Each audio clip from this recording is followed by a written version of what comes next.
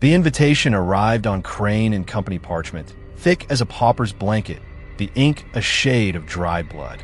Engraved at the crest was the Hawthorne family sigil, a gnarled grapevine encircling a stoic, almost severe-looking manor house.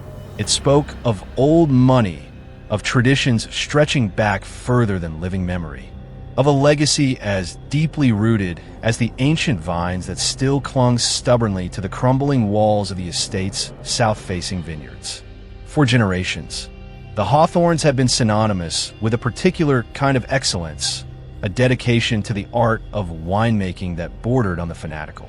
Their cellars, rumored to be vast and labyrinthine, were said to house vintages that whispered of forgotten centuries, of suns and soils long since past.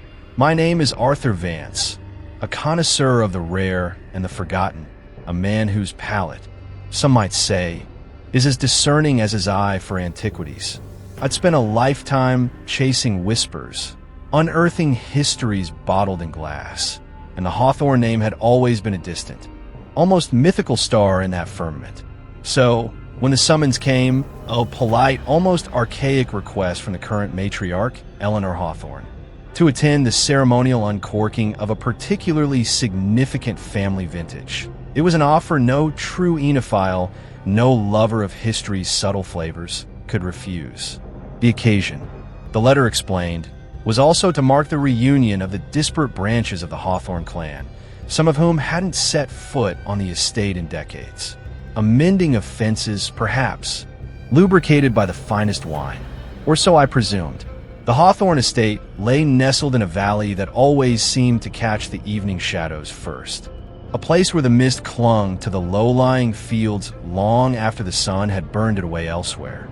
Driving up the long, winding gravel path, flanked by rows of dormant, skeletal vines that clawed at the twilight air, I felt a peculiar sense of stepping back in time.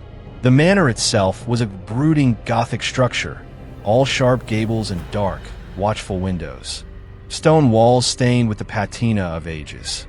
It didn't so much sit upon the land as it seemed to have grown from it, an organic, if somewhat unsettling, extension of the earth itself.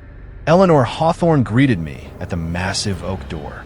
She was a woman whose age was impossible to guess, her face a roadmap of aristocratic lines, her eyes the color of winter frost, holding a stillness that was both regal and unnerving. Behind her, in the cavernous, dimly lit foyer, shadows danced from the light of a single, sputtering candelabra, revealing glimpses of faded tapestries and portraits of stern-faced ancestors whose eyes seemed to follow my every move. The air was cool, carrying the faint, Swedish scent of damp stone, old wood, and something else, something vaguely metallic, almost coppery, that I couldn't quite place. It was a scent that tickled the back of my throat, unfamiliar and subtly disquieting. "Mr. Vance," Eleanor said, her voice a low, cultured rasp, like dry leaves skittering across flagstones. "We are honored by your presence. The family is assembling. The cellar awaits its moment." The other Hawthornes were a collection of individuals who seemed to share little more than a surname and a certain air of inherited melancholy. There was Thomas, Eleanor's eldest son, a man whose tailored suit couldn't quite conceal the nervous tremor in his hands or the hunted look in his eyes. His wife, Clara, was pale and ethereal, clinging to his arm as if for ballast against some unseen current. Then there was young Julian, a cousin from a distant branch, an artist with paint perpetually under his fingernails and a restless energy that seemed ill-suited to the oppressive quiet of the manor. His sister, Sarah, a pragmatic-looking woman in her late 30s, watched everyone with an analytical, almost suspicious gaze. They exchanged pleasantries that felt brittle, strained, the undercurrents of old grievances and unspoken resentments almost palpable in the heavy air. It was clear this reunion was more duty than delight. Dinner was a somber affair in a grand dining hall where the portraits of more Hawthornes stared down, their painted lips seemingly curled in silent judgment. The conversation was stilted, punctuated by the clinking of silverware against china and the occasional forced pleasantry. Eleanor presided at the head of the table, a silent, watchful queen, her gaze periodically drifting towards a heavy oak door at the far end of the room, a door I instinctively knew led downwards. "The wine," Thomas said, his voice a little too loud, breaking a particularly long silence. "Father always said the 1888 vintage was unique. He only ever allowed it to be opened on truly momentous occasions." He glanced at his mother, a flicker of something, fear, apprehension, in his eyes. Eleanor merely inclined her head. "Your grandfather understood its significance, its heritage. It is more than wine, Thomas. It is Hawthorne blood, Hawthorne soil, Hawthorne spirit, all captured, all waiting." Her words hung in the air, imbued with a weight that made the hairs on my arms prickle. There was a fervor in her tone, a devotion that transcended mere appreciation for good viticulture. Julian, the artist, shivered theatrically, though his smile didn't quite reach his eyes. "Sounds rather gothic, Aunt Eleanor, as if we're about to drink the family ghost." A thin smile touched Eleanor's lips. "Perhaps, Julian, perhaps. Some spirits are more potent than others." After the plates were cleared, the moment finally arrived. Eleanor rose, her movements slow and deliberate. "It is time," she announced, her gaze sweeping over us. "The cellar." She led the way, a single flickering taper in her hand, casting elongated, dancing shadows that writhed like tormented souls on the ancient stone walls. The oak door creaked open with a groan that seemed to emanate from the very bowels of the earth, revealing a narrow, winding stone staircase that spiraled down into Stygian blackness. The air that wafted up was instantly different, colder, damper, and that strange metallic coppery scent was stronger here, mingled with the rich, earthy aroma of turned soil and something else. Something subtly fungal, like decaying fruit, but with an undercurrent that was almost alive. It was a smell that spoke of deep, undisturbed places, of things left to fester and transform in the dark. As we descended, the silence of the manor above was replaced by a new chorus of sounds. The rhythmic drip, drip, drip of water seeping through stone, the scuttling of unseen creatures in the walls, and a low, almost inaudible hum that seemed to vibrate through the very steps beneath our feet. It was the kind of hum that you feel more than hear, a resonance that settles deep in your bones and whispers of immense, dormant power. The cellar, when we finally reached its floor, was breathtaking in its scale. Arched stone vaults stretched away into the gloom, far beyond the reach of Eleanor's meager light, creating a labyrinth of shadow and mystery. Racks upon racks of wine bottles, coated in thick shrouds of dust and cobwebs, lined the walls, their dark glass glinting like 1,000 unblinking eyes in the flickering light. The air was heavy, oppressive, and the cold was a biting, penetrating thing that had nothing to do with the mere absence of sunlight. It felt ancient, primordial. Eleanor led us deeper, through narrow passages where the bottle-lined walls seemed to press in on us, the silence broken only by our footsteps and the ceaseless dripping. The metallic, coppery scent intensified with every step, now tinged with a sweetness that was both alluring and sickeningly cloying. I noticed Thomas kept glancing nervously over his shoulder, his breath misting in the chill air. Clara's grip on his arm was vice-like. Even Sarah, the pragmatist, seemed to have lost some of her composure, her eyes wide and constantly scanning the oppressive darkness that surrounded us. Finally, Eleanor stopped before a particularly old, iron-bound door, set deep within a recess. Unlike the other racks, this small, alcove-like chamber was set apart, almost like a shrine. A single, impossibly ancient-looking cask rested on a stone plinth within, its dark, stained wood almost black with age. Above it, nestled in a specially constructed niche, was a single, large, unlabeled bottle, its glass so dark it seemed to swallow the light, sealed with black wax that bore an unfamiliar, almost disturbing sigil. Not the Hawthorne crest, but something older, more primal. The 1888, Eleanor whispered, her voice filled with a reverence that was almost religious.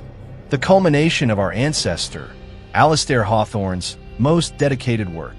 She reached out a trembling hand, her fingers caressing the cool glass of the bottle. He believed he had not merely crafted a wine, but captured an essence. A spirit of the vine, he called it. Something more. The air in the small chamber was thick, almost clotted. That strange hum was stronger here, seeming to emanate from the very cask, from the bottle itself. And the smell, oh, the smell. It was overwhelmingly sweet now, but with an undercurrent of something that reminded me of freshly turned earth after a storm of blood, and of something else, something like the scent of a blossom just beginning to overripen, to decay, yet still exuding a potent, almost narcotic perfume. A shiver, cold and profound, traced its way down my spine. This was no ordinary cellar, no ordinary wine. There was a presence here, an antiquity that went far beyond mere years. It was a palpable feeling, a weight in the air, a silent, watching intelligence that seemed to emanate from the shadows, from the ancient stone, from the very heart of that single, dark bottle. The reunion of the Hawthorne family was about to take a turn none of them could have possibly anticipated. The ceremonial uncorking was at hand, and with it, the awakening of something that had slept and perhaps fed in the darkness for over a century. The devil, it seemed, was not just in the details, but in the wine itself. And it was thirsty. Chapter 1. Legacy in every bottle.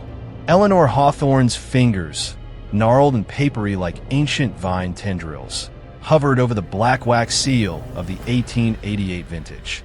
Her breath, visible as a faint plume in the cellar's frigid air, seemed to catch in her throat, her gaze fixed on the bottle with an intensity that bordered on worship. The single taper she still held cast flickering, insufficient light, making the shadows in the small alcove writhe and deepen, turning the dust-coated cask behind the bottle into a looming, monstrous shape. The silence in this deep recess of the cellar was profound, broken only by the incessant, rhythmic drip of water somewhere in the echoing darkness beyond, and the almost imperceptible thrum that vibrated up through the stone floor. A resonant frequency that seemed to harmonize with the marrow in Arthur Vance's bones.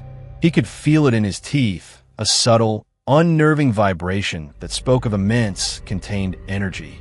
The air was thick with that peculiar, cloying sweetness, now so potent it was almost suffocating, layered over the damp earth, the decaying wood, and that persistent, metallic tang that reminded Arthur unsettlingly of old blood.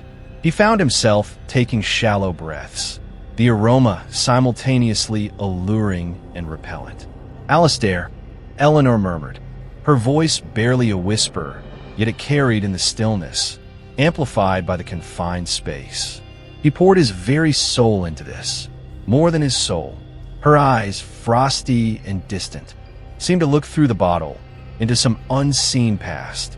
He understood the true meaning of terroir, Mr. Vance. Not just the soil, the sun, the rain, but the lifeblood of the land, the ancient currents that flow beneath. He sought to bind it, to capture its essence, its will. Arthur felt a cold dread crystallize within him, a sensation far colder than the cellar's chill. The tales he'd heard of Alastair Hawthorne, the progenitor of this particular legend, had always been tinged with darkness. A recluse in his later years, Alastair had been described as a man consumed by an obsessive quest, his viticultural experiments becoming increasingly unorthodox, even disturbing to the local populace of the late 19th century.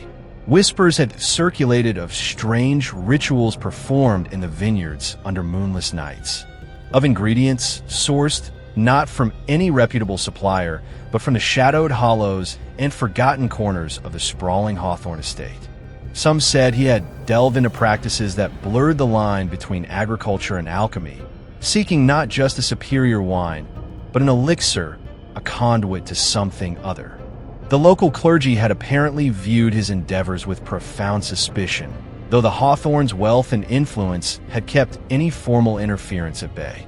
Now, standing in this subterranean vault, hearing Eleanor's fervent words, Arthur wondered how much of that dark folklore was rooted in truth. The spirit of the vine Alastair had claimed to capture sounded less like a poetic descriptor and more like a literal, possibly malevolent, entity. Thomas Hawthorne shifted uneasily beside Arthur, his face slick with a sheen of cold sweat in the taper's wavering light. He cleared his throat, a dry, rasping sound. "Mother, perhaps this isn't the time. It's just wine, after all. An old wine." His attempt at nonchalance was a dismal failure, his voice betraying a deep-seated anxiety that bordered on terror. He glanced towards the oppressive darkness of the passage leading back towards the stairs, as if measuring the distance to escape. Clara, his wife, pressed closer to him, her knuckles white where she gripped his arm. Her eyes, wide and dark, darted around the alcove, never settling, as if expecting something to lunge from the dense shadows that clung to the corners and the low, arched ceiling. She hadn't spoken a word since they'd entered this deeper, more isolated part of the cellar, her silence a testament to a fear that had stolen her voice. Julian, the young artist, who had maintained a facade of cynical amusement thus far, seemed to have finally succumbed to the oppressive atmosphere. His earlier pallor had taken on a greenish tinge, and he kept rubbing his hands together as if to ward off a chill that was more than physical. "Right," he mumbled, his voice thin. "Just a very, very old bottle of plunk. Probably tastes like vinegar and grave dust by now." His attempt at humor fell flat, absorbed by the heavy, watchful silence. Only Sarah, Julian's sister, seemed to retain a semblance of composure, though even her brow was furrowed, her lips pressed into a thin, grim line. She watched Eleanor with an unreadable expression, a mixture of skepticism and a dawning, reluctant apprehension. Alastair Hawthorne was known for his eccentricities. "Aunt Eleanor," she said, her voice carefully neutral. "Are we sure this essence he captured is something we should be uncorking?"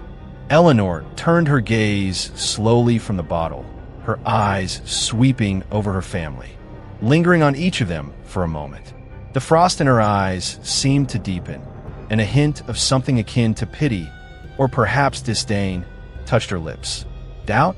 she said, her voice a silken rasp. "Fear?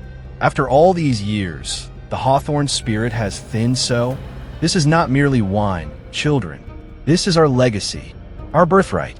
Alastair understood the power that lies dormant in our blood, in this land.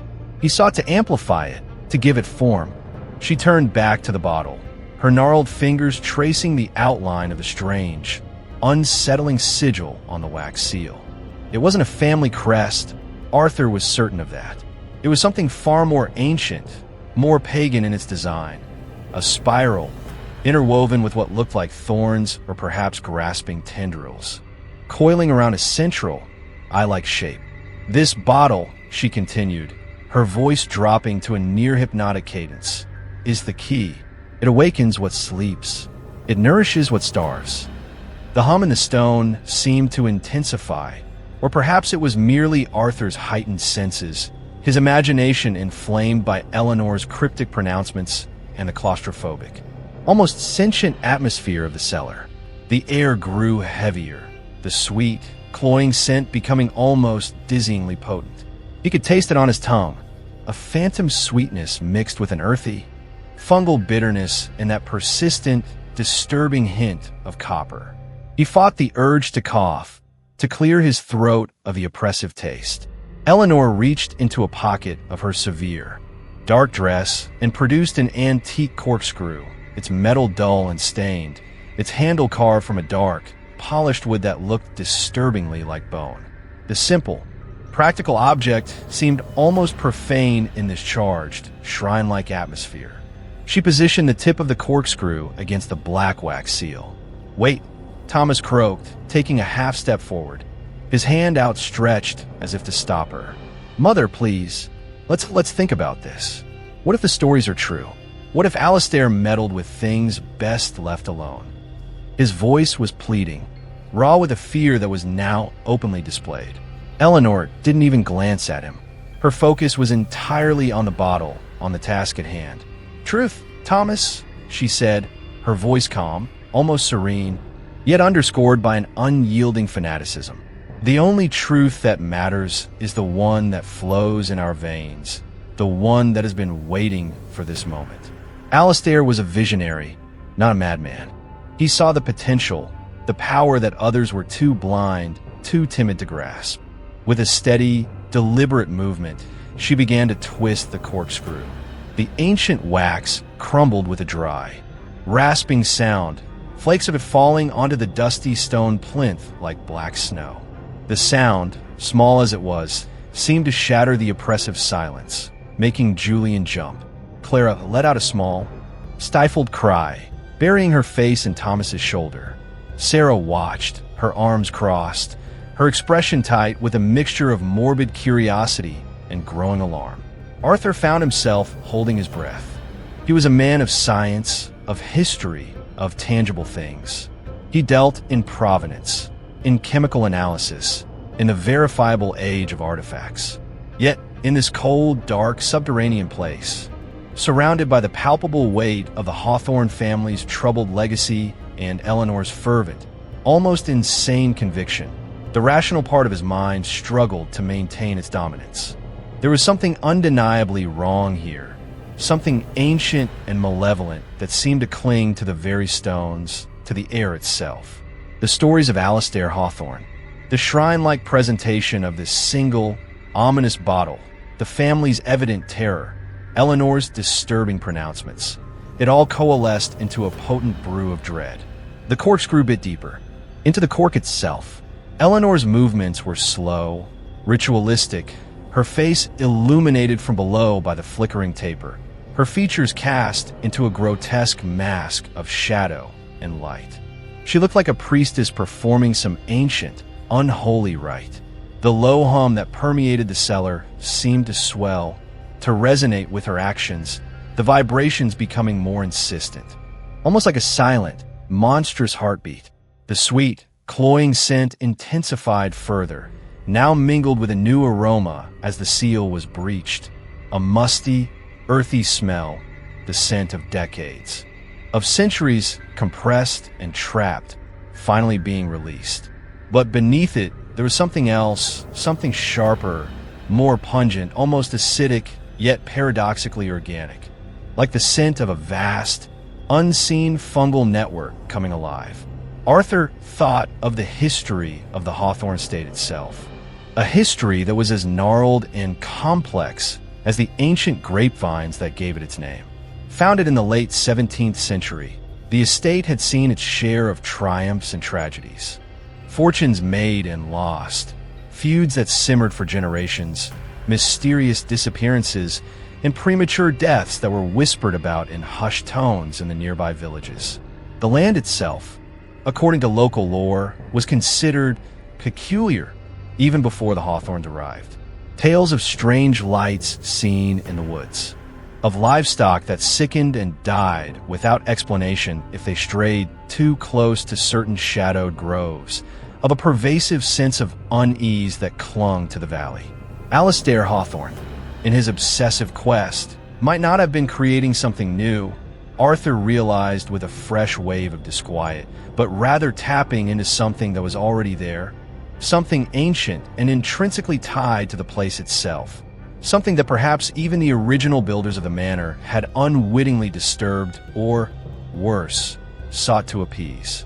The vines, the grapes, the wine, they were merely the conduit, the medium through which this latent power, this dormant spirit of the land, could be concentrated, refined, and ultimately consumed. The cork began to yield with a faint, sucking sound, a sound that seemed to echo the very breath being drawn from Arthur's lungs.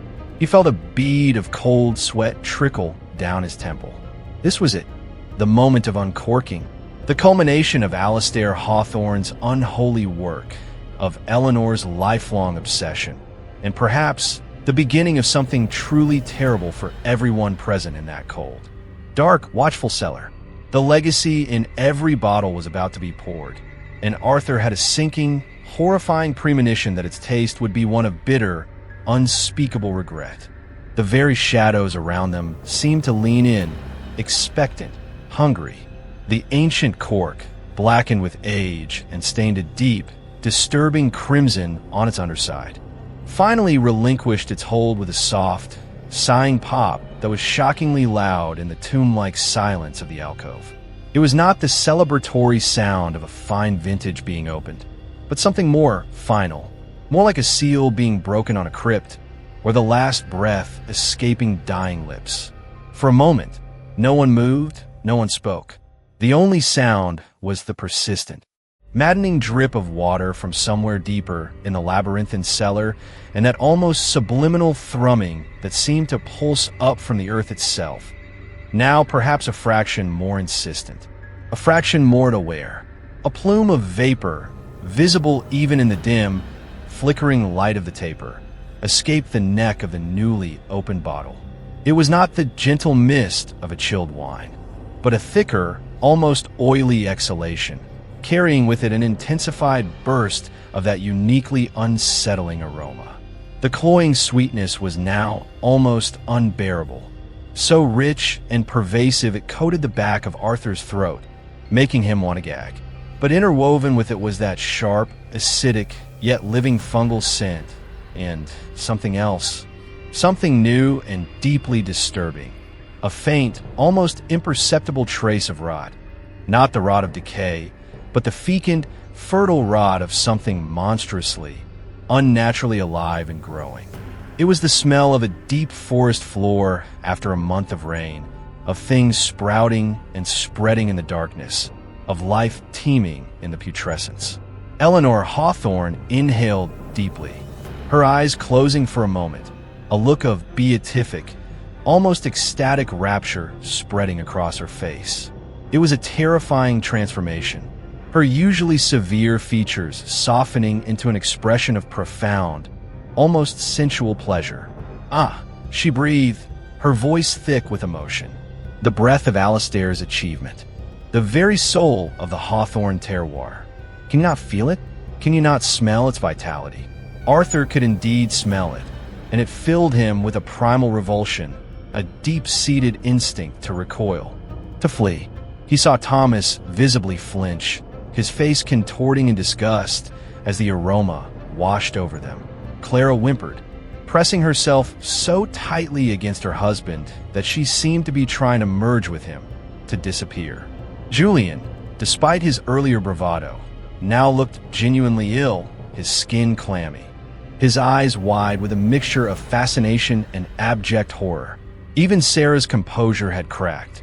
Her nostrils were flared, her lips pressed into a white, bloodless line, her gaze fixed on the open bottle with an expression of horrified disbelief. Eleanor, seemingly oblivious to their reactions, or perhaps reveling in them, reached for a set of small, antique silver goblets that rested on a dusty, cobweb-draped shelf nearby. There were 5 of them, tarnished with age, their surfaces reflecting the candlelight in dull, distorted gleams. She handled them with a reverence that suggested they were sacred relics, part of this unholy communion. Alistair decreed that this vintage should only be consumed from these, she explained, her voice taking on that lecturing, didactic tone again. Silver, he believed, best conducts the wine's unique properties. It enhances the connection. She began to pour, her hand surprisingly steady. The liquid that emerged from the dark bottle was unlike any wine Arthur had ever seen. It was not the deep ruby of a claret, nor the rich purple of a burgundy.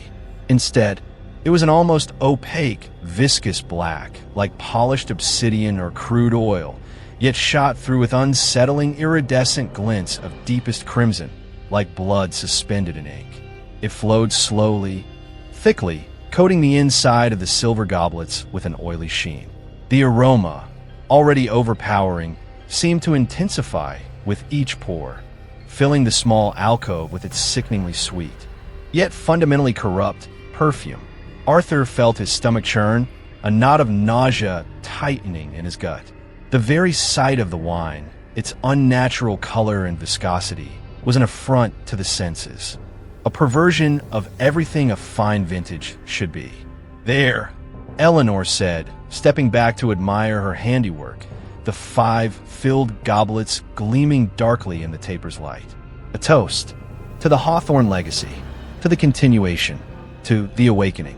She picked up one of the goblets, her eyes shining with a feverish, unnatural light. "Thomas, my son, you, as the eldest, will be the first to honor our ancestors' genius." She held the goblet out to him. Thomas recoiled as if she had offered him a cup of poison. "No," he whispered, his voice hoarse. "Mother, I can't. There's something wrong with it. Can't you smell it? Can't you see it?" He gestured wildly at the black, viscous liquid. "That's not wine. That's something else." Eleanor's smile, if it could be called that, became thin and hard. "Nonsense, Thomas. It is merely concentrated, potent, the essence of generations. Are you refusing your birthright? Are you spurning the gift Alistair sacrificed so much to create?" Her voice was low, laced with a dangerous undercurrent, the voice of a fanatic whose faith was being questioned. "Gift?" Julian choked out, his voice trembling. "It smells like something crawled out of a crypt and died in a vat of molasses. Aunt Eleanor, with all due respect, I think great-great-grandpappy Alistair might have been, a few grapes short of cluster." Sarah, surprisingly, stepped forward, placing a calming hand on Julian's arm, though her own face was pale. "Aunt Eleanor," she said, her voice firm but respectful, "perhaps we should have Mr. Vance examine it first. He's an expert. He can tell us if it's safe." She looked towards Arthur, a silent appeal in her eyes. Arthur felt a surge of gratitude for her intervention, though he had no desire whatsoever to get any closer to that unholy concoction. His expertise lay in identifying provenance and quality, not in analyzing substances that looked and smelled as if they had been brewed in the deepest pits of hell. "Indeed, Mrs. Hawthorne," he began, trying to keep his voice steady, professional. "A wine of this age, particularly one with such an unusual appearance and aroma, should perhaps be approached with caution. There could be spoilage, contamination." Eleanor cut him off with a dismissive wave of her hand. "Spoilage? Contamination? Mr. Vance, you misunderstand. This is not decay. This is vitality. It is life. Alistair perfected it. It cannot spoil. It merely matures. It waits." Her gaze returned to Thomas, her eyes narrowed, her expression unyielding. "Thomas, do not disrespect your ancestors. Do not shame your bloodline. Drink." Her voice was no longer persuasive. It was a command, imbued with the full weight of her matriarchal authority and her unnerving, absolute conviction. Thomas looked trapped. His eyes darted from his mother's implacable face to the proffered goblet, then to the terrified faces of his wife and cousins, and finally, to the oppressive darkness that seemed to press in on them from all sides. He was sweating profusely now, his tailored suit clinging to him. He swallowed hard, his Adam's apple bobbing. The silence stretched, taut and suffocating, broken only by that incessant drip, drip, drip, like a metronome counting down to some inevitable, dreadful event. Arthur could almost feel the collective will of the group, their fear, their revulsion, their desperate desire to refuse, pressing against Eleanor's singular, unbending fanaticism. "It is an honor." "Mother," Thomas finally choked out, his voice barely audible. His hand, when he reached for the goblet, trembled so violently that the black liquid within shivered, its oily surface reflecting distorted, nightmarish images of their faces in the candlelight. He took the goblet, his knuckles white as he gripped its stem. He stared into its dark depths as if mesmerized, as if seeing his own doom reflected there. Clara let out a small, choked sob. "Thomas, don't," she pleaded, her voice a mere whisper. But Thomas seemed not to hear her. His eyes were fixed on the black wine, his face pale and drawn, a sheen of perspiration on his forehead. He raised the goblet slowly, hesitantly, towards his lips. The air in the alcove was thick with an almost unbearable tension. Arthur felt his own heart pounding in his chest, a frantic drum against the backdrop of the cellar's deep, resonant hum. He had a terrible, sinking feeling that they were all standing on the precipice of something irreversible, that the first sip of Alistair Hawthorne's essence would unleash more than just an unusual flavor profile. It would unleash the darkness that had been patiently waiting, festering in the heart of the Hawthorne legacy for over a century. The devil, it seemed, was not just in the wine cellar. He was about to be invited in. Thomas Hawthorne's lips, pale and trembling, touched the rim of the silver goblet. For a horrifying, suspended moment, he hesitated, his eyes wide with a mixture of terror and a strange, almost fatalistic resignation. The oppressive silence of the cellar alcove seemed to deepen, to become a physical weight pressing down on them all. Arthur Vance found himself holding his breath, every nerve in his body screaming in protest, a silent plea for Thomas to pull back, to refuse to hurl the damnable concoction against the stone walls. The cloying, sweet rot aroma of the black liquid was overpowering, a nauseating perfume that hinted at unspeakable corruptions. Then, with a convulsive swallow that was audible in the stillness, Thomas tilted the goblet. A small measure of the viscous, obsidian fluid slid past his lips. His eyes squeezed shut, his face contorting as if he had ingested something utterly foul. A collective gasp, quickly stifled, came from Julian and Clara. Sarah watched, her expression a mask of grim fascination, her arms still crossed tightly against her chest. Eleanor alone seemed pleased, a faint, almost predatory smile touching her lips, her frosty eyes gleaming with triumph in the flickering candlelight.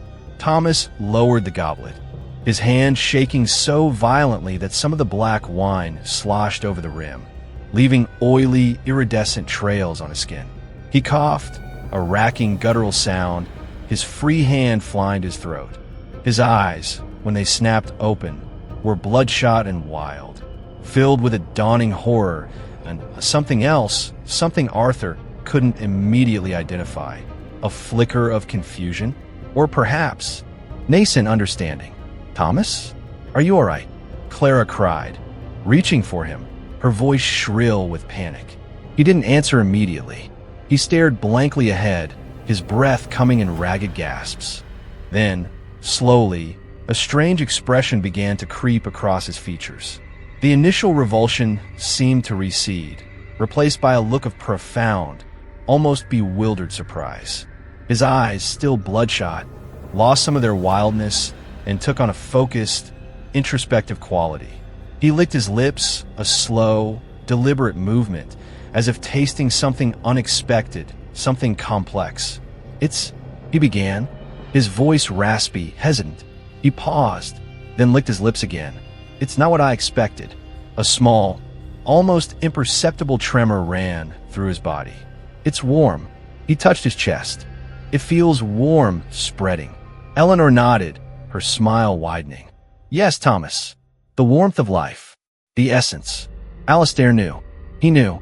Arthur watched, a cold dread coiling in his stomach. Warm was not a descriptor he would have associated with a liquid that had been sitting in this frigid cellar for over 100 years. And the look on Thomas's face, it was no longer one of simple disgust or fear. It was morphing into something else, something unsettlingly receptive. Thomas took another, slightly larger sip from the goblet. This time, he did not grimace. His eyes closed again, but not in revulsion. It was a look of concentration, almost of savoring. When he opened them, there was a subtle but definite change. A flush had spread across his pale cheeks, an unnatural, feverish color. His eyes, though still bloodshot, seemed brighter, more alert, and there was a new, unnerving intensity in his gaze. It tastes of the earth," he said, his voice stronger now, though still with a slightly dazed quality. "Deep earth and minerals, and something sweet, like overripe fruit, but more, so much more." He looked down at the goblet in his hand, a strange, almost reverent expression on his face. "It's awakening something. The Hawthorne spirit. My son," Eleanor said, her voice resonating with a fervent satisfaction. "The true spirit, long dormant. You feel it, don't you? The connection, the power." Julian, who had been watching this transformation with a mixture of horror and morbid curiosity, let out a shaky laugh. He looks like he's just had a religious experience with a cup of engine oil. "Thomas, are you sure you haven't just poisoned yourself?" Thomas turned his gaze towards Julian, and Arthur felt a chill despite the supposed warmth of the wine. There was something in Thomas's eyes that hadn't been there before, a cold, assessing glint, a hint of superiority, or perhaps something more predatory. "Poison," Thomas said, a slow, unnerving smile spreading across his lips, a smile that didn't quite reach his two bright eyes. "No, cousin, not poison. This is revelation." He raised the goblet again. "This is clarity." He drained the remaining liquid in one long, deliberate swallow. As he lowered the empty goblet, a visible shudder ran through his entire body, more pronounced this time. He swayed slightly, and Clara gasped, reaching out to steady him. But Thomas waved her away, his eyes fixed on some distant point beyond the cellar walls. A low groan escaped his lips, a sound that was not entirely of pain, but also held a note of pleasure, or perhaps of something immense and overwhelming beginning to uncoil within him. "The cellar," he whispered, his voice taking on a strange, resonant quality. I can feel it. The stones, the earth beneath, it's all alive." He pressed his hand against the cold, damp stone wall of the alcove, his head cocked as if listening to something only he could hear. "The roots, the deep roots, they're singing." "He's lost it," Julian muttered, backing away a step. Completely and utterly bat guano crazy. Sarah, however, was watching Thomas with a new, intense scrutiny. Her earlier skepticism was being rapidly replaced by a palpable sense of alarm. She saw, as Arthur did, that this was more than just the effect of old, possibly spoiled wine. Something profound, something deeply unnatural was happening to Thomas Hawthorne. Eleanor, however, was radiant. "Yes," she exclaimed, her voice trembling with triumph. "He understands. He feels the legacy. Now, the rest of you. It is time to partake, to join him, to awaken." She gestured towards the remaining goblets, her eyes blazing with fanatical zeal. Clara shook her head violently, tears streaming down her face. "No, I won't. There's something wrong with him. Look at his eyes." Indeed, Thomas's eyes were now unervingly bright, the pupils dilated despite the dim light, and the flush on his cheeks had deepened, giving his skin an almost translucent, feverish glow. A fine sheen of sweat covered his forehead, and a small muscle twitched erratically beneath his left eye. He was still listening intently to the wall, a strange, rapturous smile playing on his lips. Arthur knew he had to intervene, to try and stop this madness before it consumed them all. "Mrs. Hawthorne," he said, his voice louder, more forceful than he intended. "This is unwise. Whatever is in that wine, it is clearly having a profound and potentially dangerous physiological effect on your son. We should get him out of here. Get him medical attention." Eleanor turned her blazing gaze on Arthur. "Dangerous, Mr. Vance? Unwise? You speak of things you do not comprehend. This is not sickness. This is apotheosis, the culmination of generations. Alistair's triumph." She then looked at Clara, Julian, and Sarah, her expression hardening. "You will drink. You will all drink. It is your duty. It is your destiny. To refuse is to betray everything the Hawthorne name stands for." Her voice, though not loud, carried an absolute, unshakable authority, the authority of a zealot who would brook no dissent.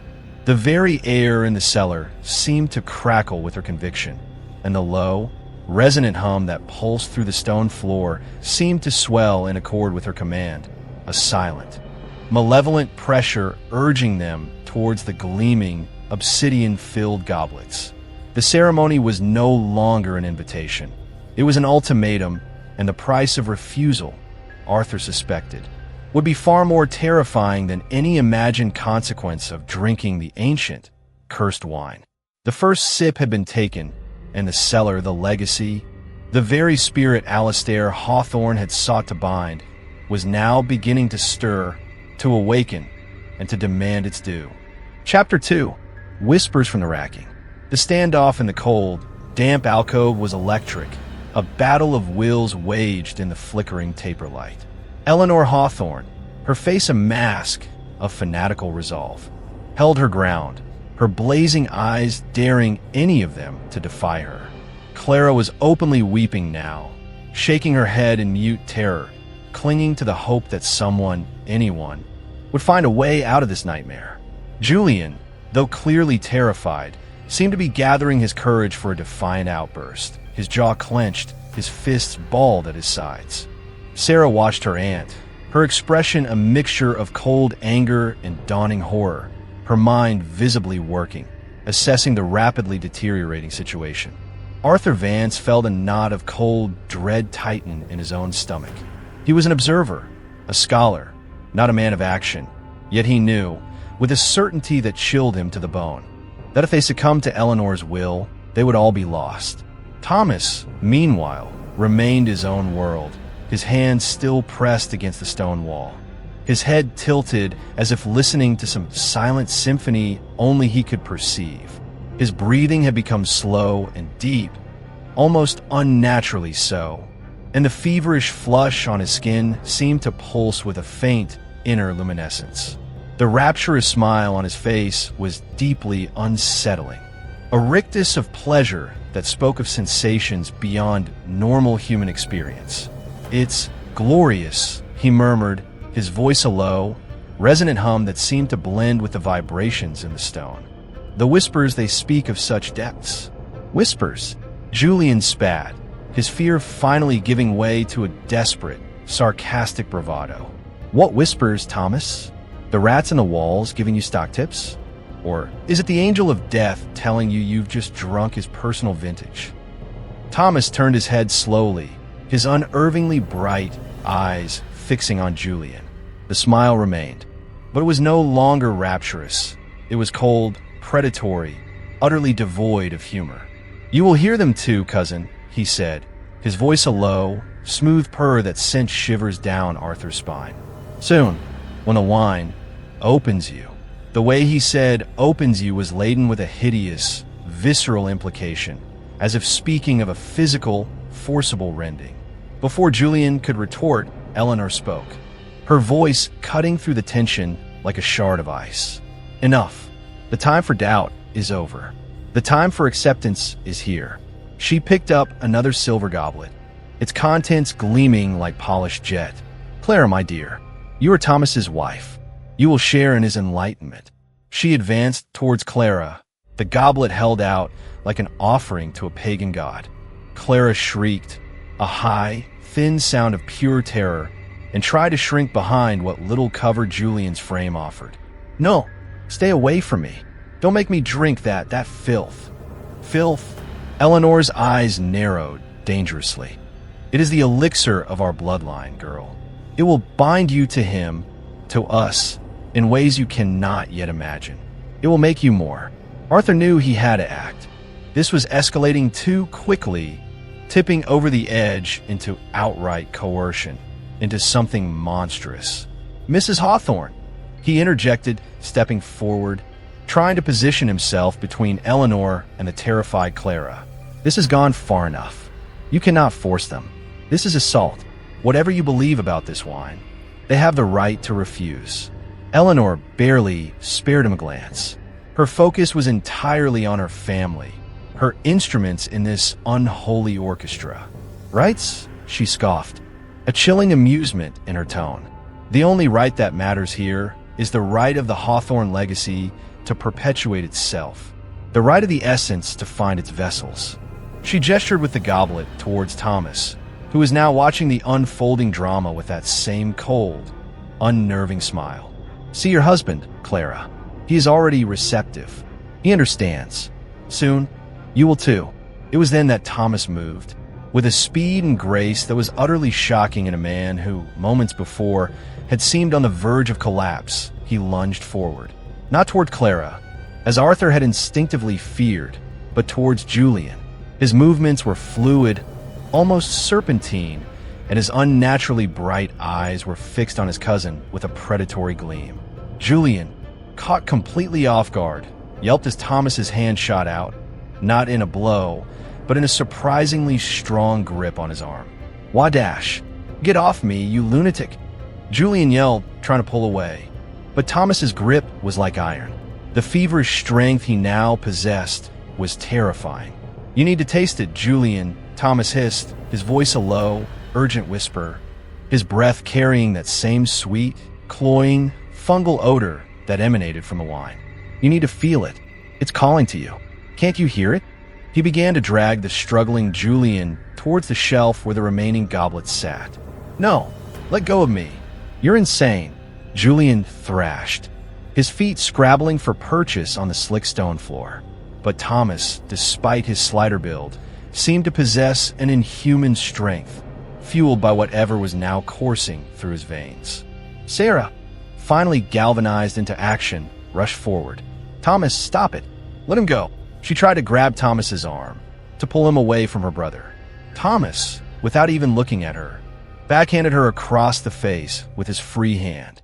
It wasn't a calculated blow, but a reactive, almost animalistic swipe, yet it had surprising force. Sarah cried out, stumbling back, her hand flying to her cheek where a red mark was already blooming. The shock on her face was profound. This was no longer just her eccentric aunt and her strangely behaving cousin. This was violence. This was real. Arthur felt a surge of adrenaline. The situation had irrevocably crossed a line. "That's enough," he roared, his voice echoing in the confined space. He lunged towards Thomas, aiming to break his grip on Julian. But Thomas was unnervingly fast. He spun, still holding Julian, and used his cousin's body as a shield, his eyes blazing with a cold, inhuman fury. "You will not interfere, old man," he snarled, his voice taking on a guttural, almost bestial quality that Arthur had not heard before. "This is family business. This is the will of the Cellar." "The will of the Cellar?" Arthur repeated, aghast. The phrase was insane, yet delivered with such conviction, such terrifying certainty, that it sent a fresh wave of dread through him. He realized then, with a sickening lurch, that the wine was not just intoxicating Thomas. It was changing him, connecting him to something else, something that resided in the very fabric of this ancient, malevolent place. Eleanor watched this brutal ballet with a look of grim satisfaction. "Yes, Mr. Vance, the will of the Cellar. It has waited a long time. It is hungry."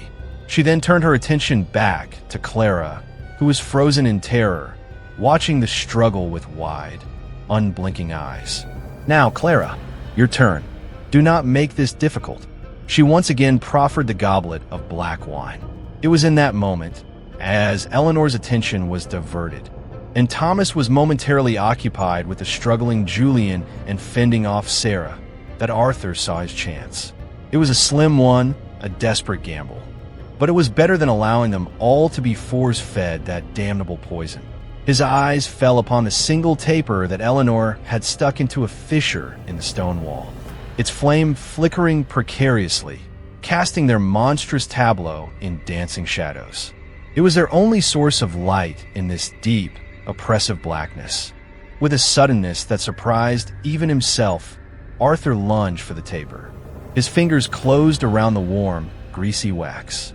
With a swift, desperate motion, he thrust the flame downwards into the open neck of the ancient, irreplaceable bottle of 1888 Alistair Hawthorne's essence.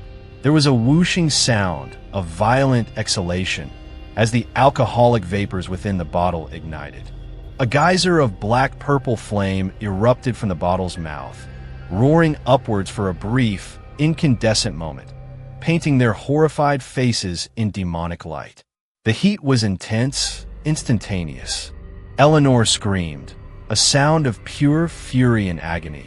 recoiling as the flames licked dangerously close to her face and hair.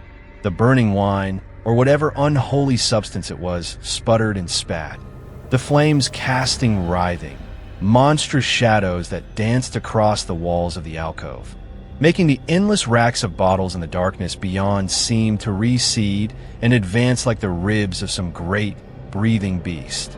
The thick, cloying aroma of the wine was now overlaid with the acrid, choking smell of something ancient and unnatural burning. Thomas roared, a sound that was no longer human, a bestial cry of rage and pain, as if the flames were searing his own flesh. He momentarily loosened his grip on Julian, who, sensing his opportunity, wrenched himself free, scrambling away, gasping for breath. "You fool!" Eleanor shrieked at Arthur, her face contorted with an unholy rage, her eyes reflecting the infernal light. "You've ruined it. You've angered it." The flames in the bottle, though spectacular, died down almost as quickly as they had erupted, starved of oxygen in the narrow neck. But the damage was done. A thick, black, acrid smoke now poured from the bottle, filling the small alcove with its choking fumes. The essence had been violated, its sacred vessel desecrated. But Arthur's desperate act had an unintended, and far more terrifying, consequence. The momentary silence that followed the dying of the flames was broken by a new sound, a low, guttural growl that seemed to emanate not from any one person, but from the very walls of the cellar itself. The resonant hum that had pulsed beneath their feet intensified, becoming a deep, vibrating throb that shook the stone plinth, making the remaining goblets rattle and clink. And then, from the endless, shadowed racks of wine bottles that lined the labyrinthine passages beyond their alcove, came a chorus of whispers. Not human whispers, but dry, rustling, sibilant sounds, like autumn leaves skittering across ancient parchment, or the slithering of 1,000 unseen things. They seemed to swirl around them, emanating from the darkness, from the very air, cold and ancient, and filled with a terrifying, malevolent hunger. Yes, a voice seemed to hiss directly into Arthur's mind, cold and invasive. "Awake! We are awake!" Thirsty, another whispered, closer to his ear, making the hairs on his neck stand on end. So very thirsty. The cellar was no longer just a place of storage. It was alive. It was aware. And Arthur's act of desperation, intended to save them, had instead served as a catalyst, a signal, awakening not just the spirit in that one bottle, but something far older, far vaster, something that had been sleeping and waiting within the countless other vessels stored in the endless, shadowed racking. The whispers were growing louder, more insistent, swirling around them like a gathering storm, and the darkness beyond the alcove seemed to deepen, to become a tangible, encroaching presence. The true horror of the Hawthorne wine cellar was only just beginning to uncork itself. The chorus of sibilant whispers intensified, swirling around the small alcove like a vortex of unseen, ancient voices. They seemed to emanate from everywhere and nowhere at once. From the endless, shadowed depths of the cellar, from the dust-coated bottles lining the racks, from the very stones of the walls, now slick with a strange, new condensation that gleamed faintly in the residual, smoky light. Hungry, feed us the legacy, the blood. The words, if they could be called words, were less heard with the ears and more felt, imprinted directly onto Arthur's consciousness, cold and sharp as slivers of ice. Clara screamed a raw, unbridled sound of pure, animalistic terror, her hands flying to her ears as if to block out the insidious, invasive whispers. Julian, pale and trembling, had scrambled back against the far wall of the alcove, his eyes darting wildly into the oppressive darkness that lay beyond the reach of the now guttering, smoke-choked taper. Sarah, though her face was ashen, seemed to be fighting to maintain some semblance of control, her gaze sweeping the shadowed passages, her breath coming in short, sharp gasps. Eleanor Hawthorne, however, was a figure transformed. The initial shock and fury at Arthur's actions had been replaced by a look of terrifying, ecstatic awe. Her arms were outstretched, her head thrown back, her eyes closed, a beatific smile gracing her lips. She seemed to be reveling in the cacophony of whispers, bathing in their malevolent energy. "Yes," she cried, her voice ringing with a mad triumph. "Yes, it awakens. Not just the vessel, but the source, the great communion.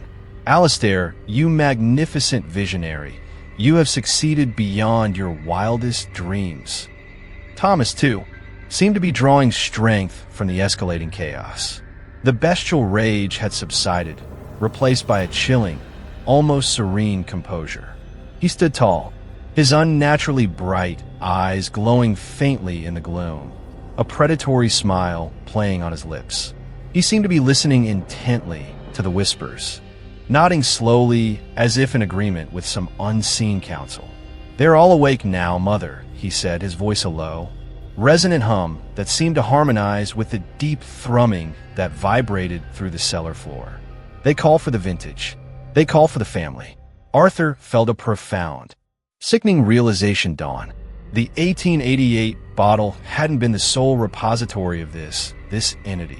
It had been a concentrate, perhaps a master blend, but the essence itself, the spirit of the vine Alistair Hawthorne had sought to capture, was somehow infused throughout the entire cellar, latent within the countless other bottles that lined these ancient racks. His act of igniting that single bottle hadn't destroyed the thread. It had merely been the spark, the catalyst that had roused the entire slumbering abomination. He had, in his desperation, rung the dinner bell for a legion of horrors. The whispers grew more insistent, more demanding. The blood is the wine is the life, give us the life." And with the whispers came a new phenomenon. From the darkness of the passages leading out of the alcove, a faint, guttural gurgling sound began to emanate, a wet, slobbering noise, as if something thick and viscous was being forced through narrow apertures. It was accompanied by a soft, dragging sound, like heavy, sodden sacks being pulled across the stone floor. "What is that?" Julian stammered, his voice barely a squeak, his eyes fixed on the nearest shadowed archway. No one answered. The air grew colder, heavier, thick with an almost palpable sense of anticipation, of imminent arrival. The sweet, cloying, fungal aroma that had emanated from the 1888 bottle was now seeping in from all directions, magnified 100-fold, a suffocating, nauseating miasma that made Arthur's head swim. Then, from the darkness of the archway, a shape began to resolve itself. At first, it was just a deeper shadow within the shadows, a slow, amorphous movement. But as it drew closer, details began to emerge, illuminated by the faint, smoky light of the dying taper. It was roughly humanoid in form, but grotesquely misshapen, its limbs too long, its torso swollen and distended, as if bloated with some unholy fluid. Its skin, where visible, was the color of spoiled grapes, a mottled purple-black, glistening with a repulsive, oily sheen. Patches of what looked like dark, velvety mold clung to it, and from its misshapen head, tendrils like gnarled vine branches, studded with what looked like unripe, weeping berries, twitched and swayed.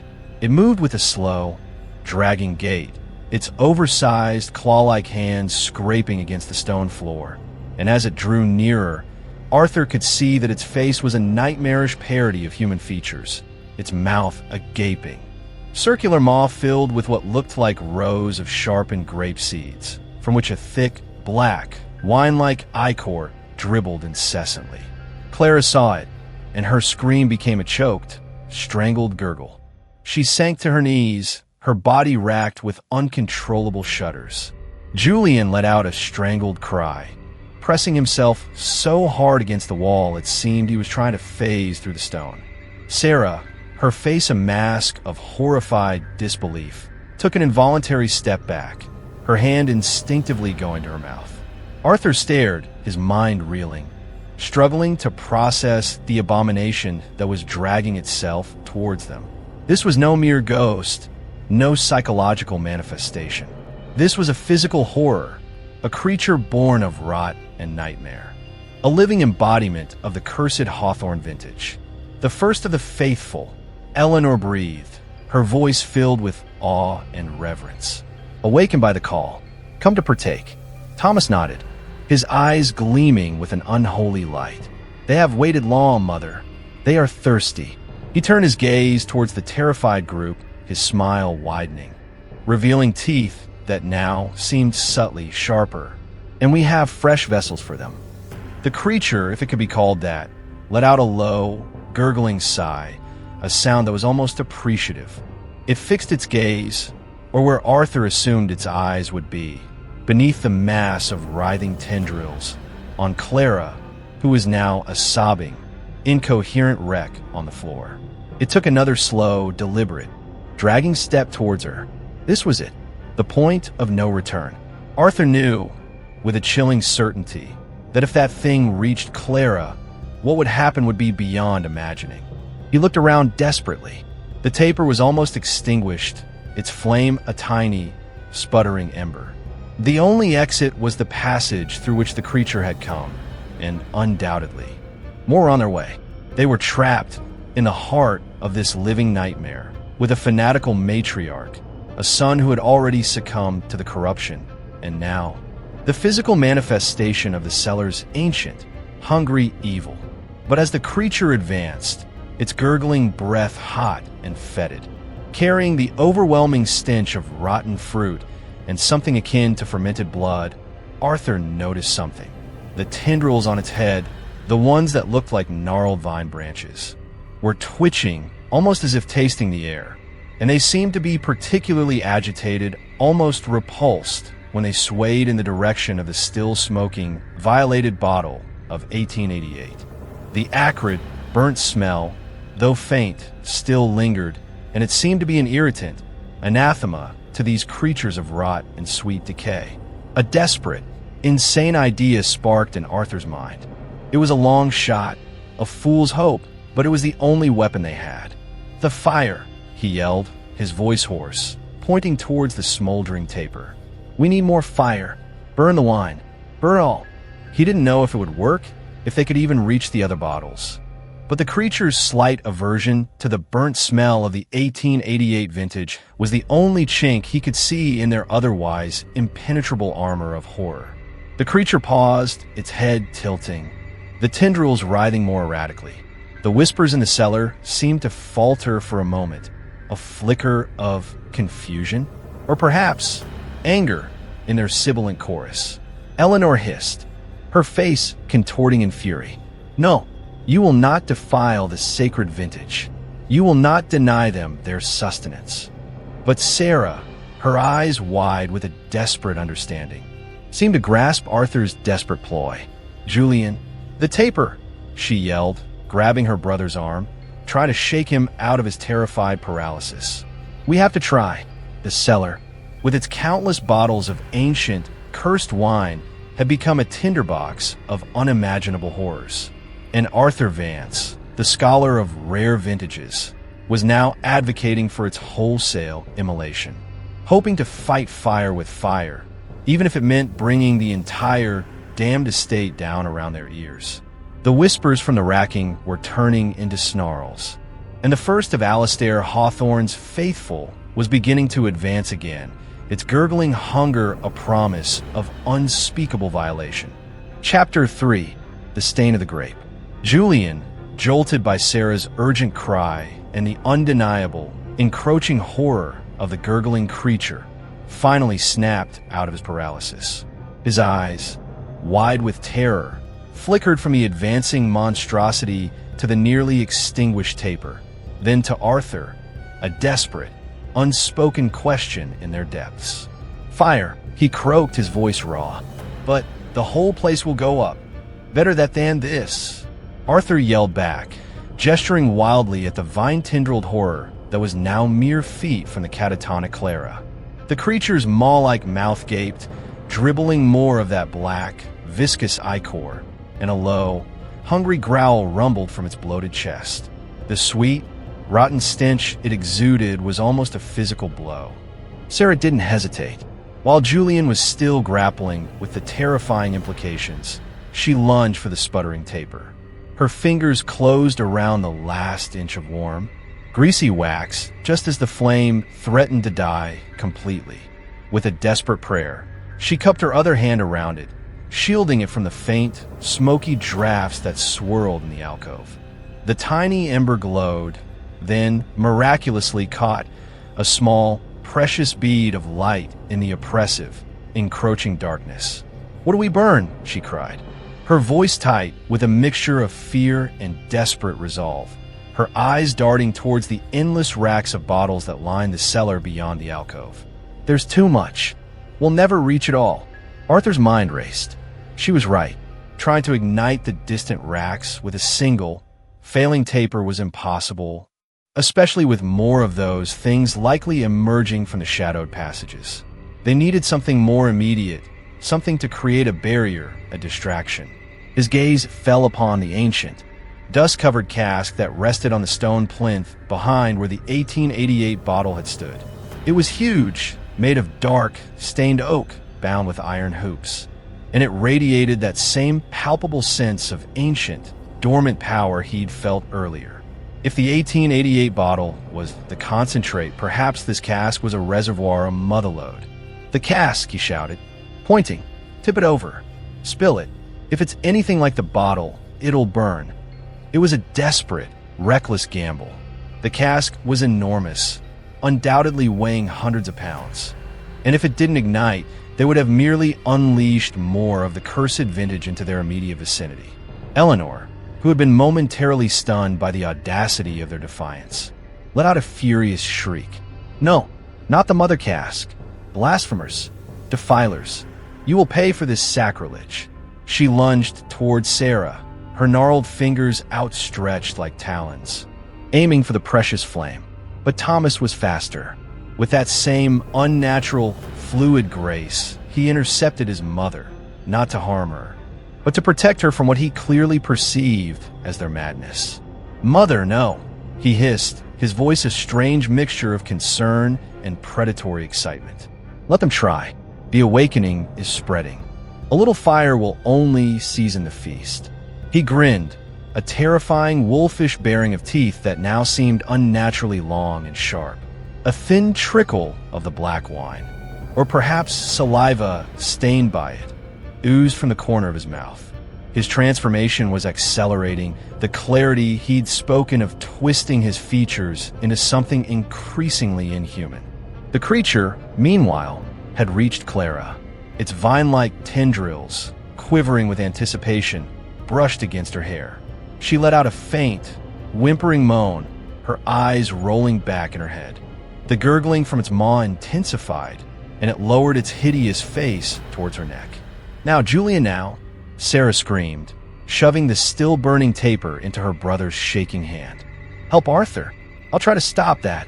Without a moment's hesitation, she spun and, with a courage Arthur would never have suspected she possessed, launched herself at the bloated, vine-covered horror, aiming a desperate kick at its swollen torso.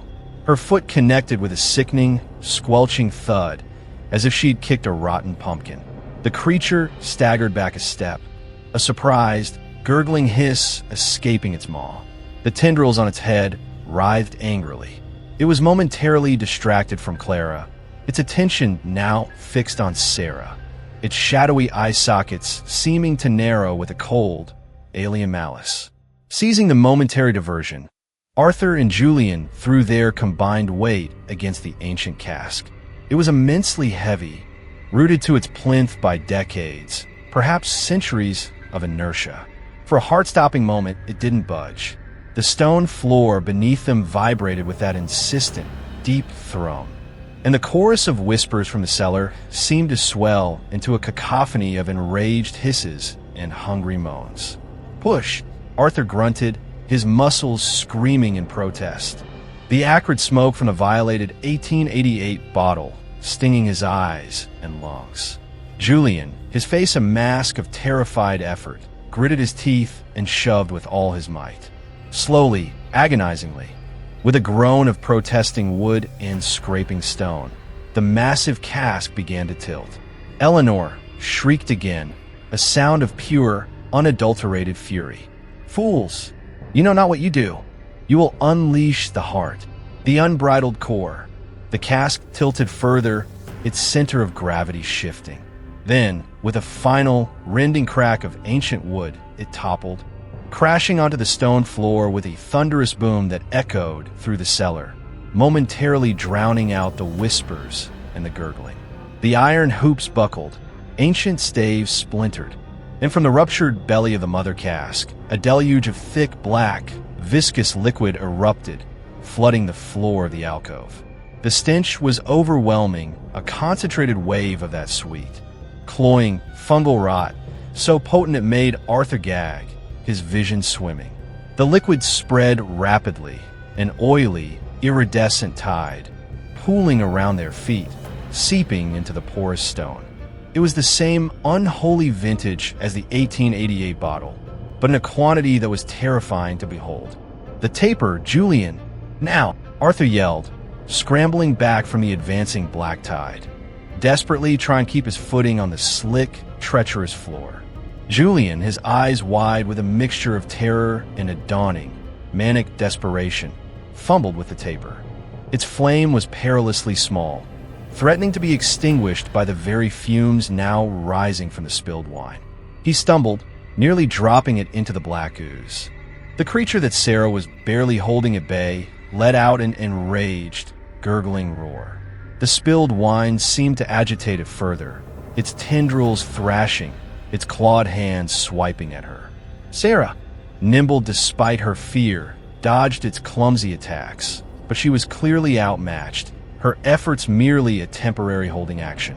Thomas watched, his head cocked, a look of fascinated, almost scientific curiosity on his increasingly inhuman face.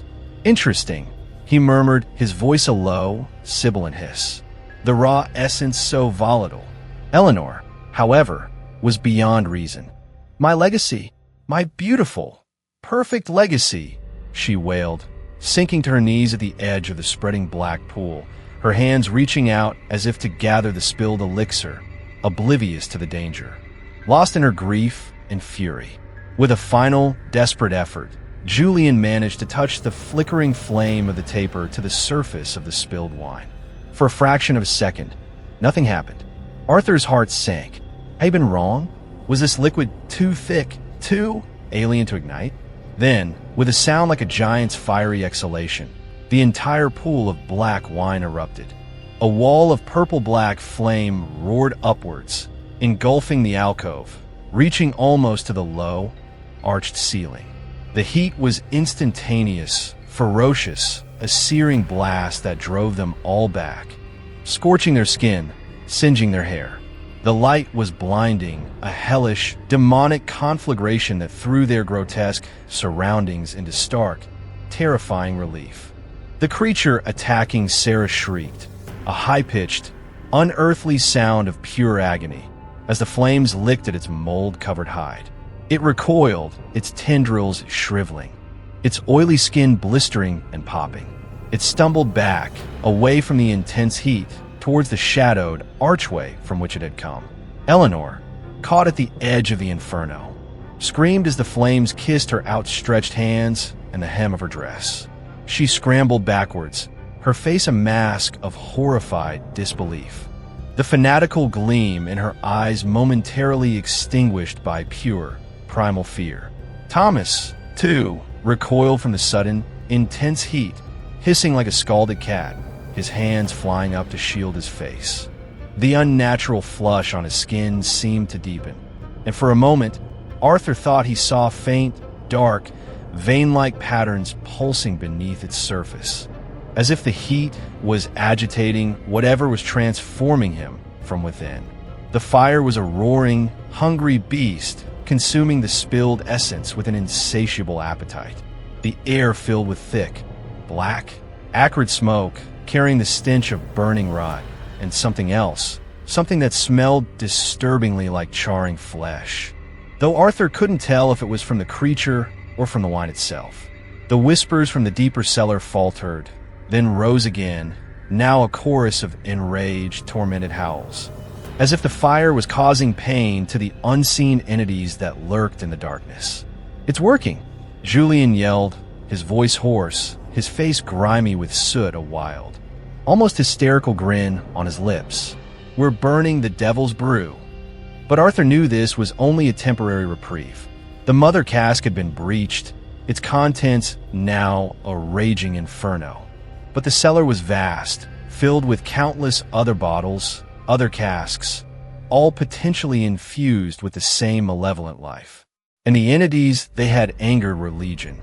As the initial ferocity of the fire began to subside slightly, the flames feeding on the spilled wine, Arthur saw their chance. The creature had retreated into the shadows. Eleanor was momentarily stunned. Thomas was distracted, hissing and batting at imaginary embers. "Clara! We have to get Clara out of here!" Arthur yelled, pointing to the young woman who was still slumped on the floor, mercifully just beyond the main reach of the flames, though the heat was undoubtedly searing. "Sarah! Julian! Help me!" They rushed to Clara's side, coughing in the thick, choking smoke. She was barely conscious, her face pale and clammy, her breathing shallow. Together, they managed to lift her, her dead weight a significant burden. "Which way?"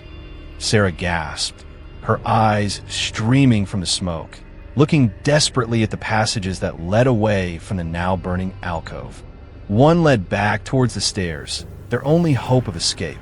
The other passages snaked deeper into the labyrinthine cellar, into the heart of the enraged, whispering darkness. But as they turned towards the passage leading to the stairs, a new sound made their blood run cold.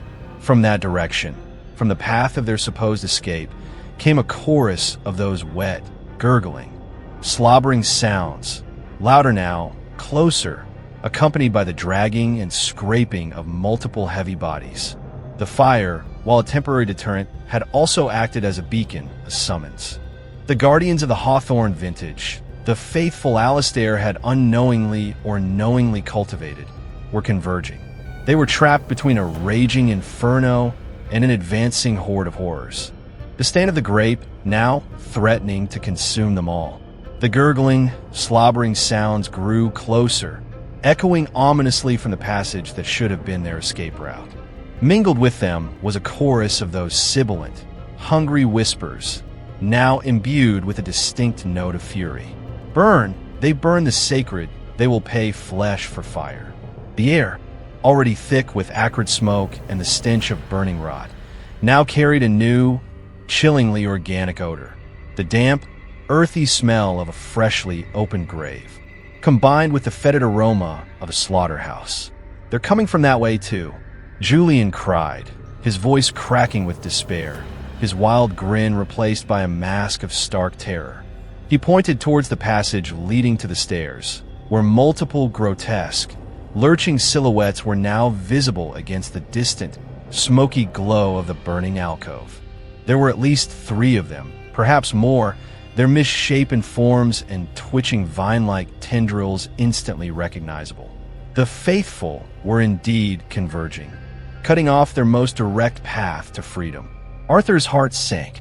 They were caught in a pincer movement of unimaginable horror. Behind them, the inferno in the alcove still raged, though the initial intensity was beginning to wane as the spilled wine was consumed. The heat was still immense, the smoke thick and choking, but it was no longer the impenetrable wall of flame it had been moments before. Before them, an advancing tide of grotesque, wine-born monstrosities.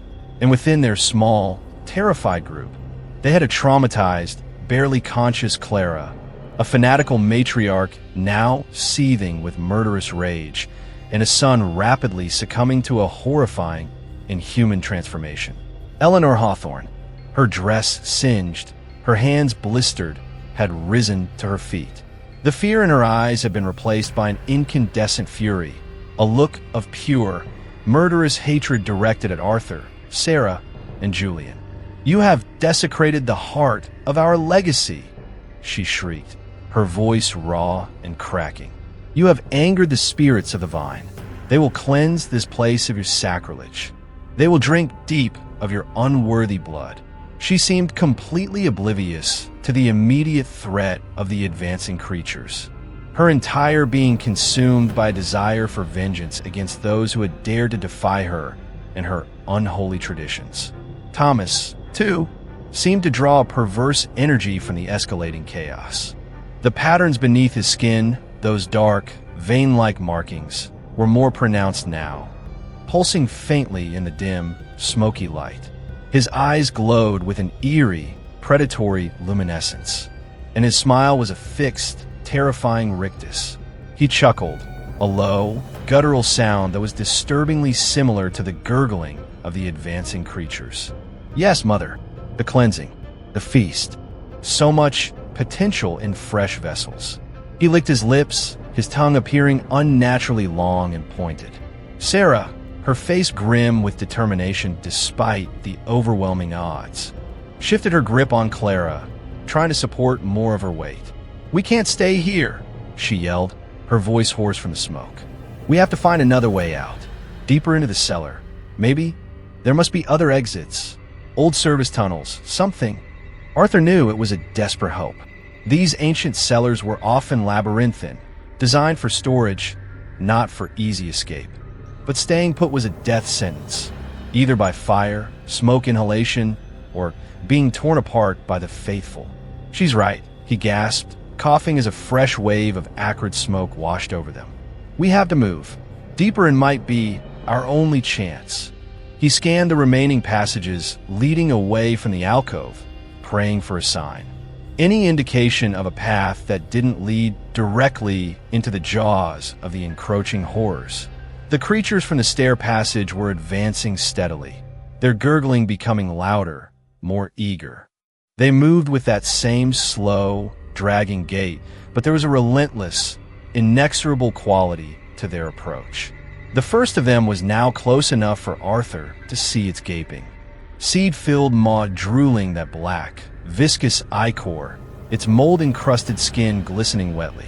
"This way," Arthur shouted, pointing towards a narrow, uninviting archway to their left, one that seemed to lead into an even older, more decrepit section of the cellar.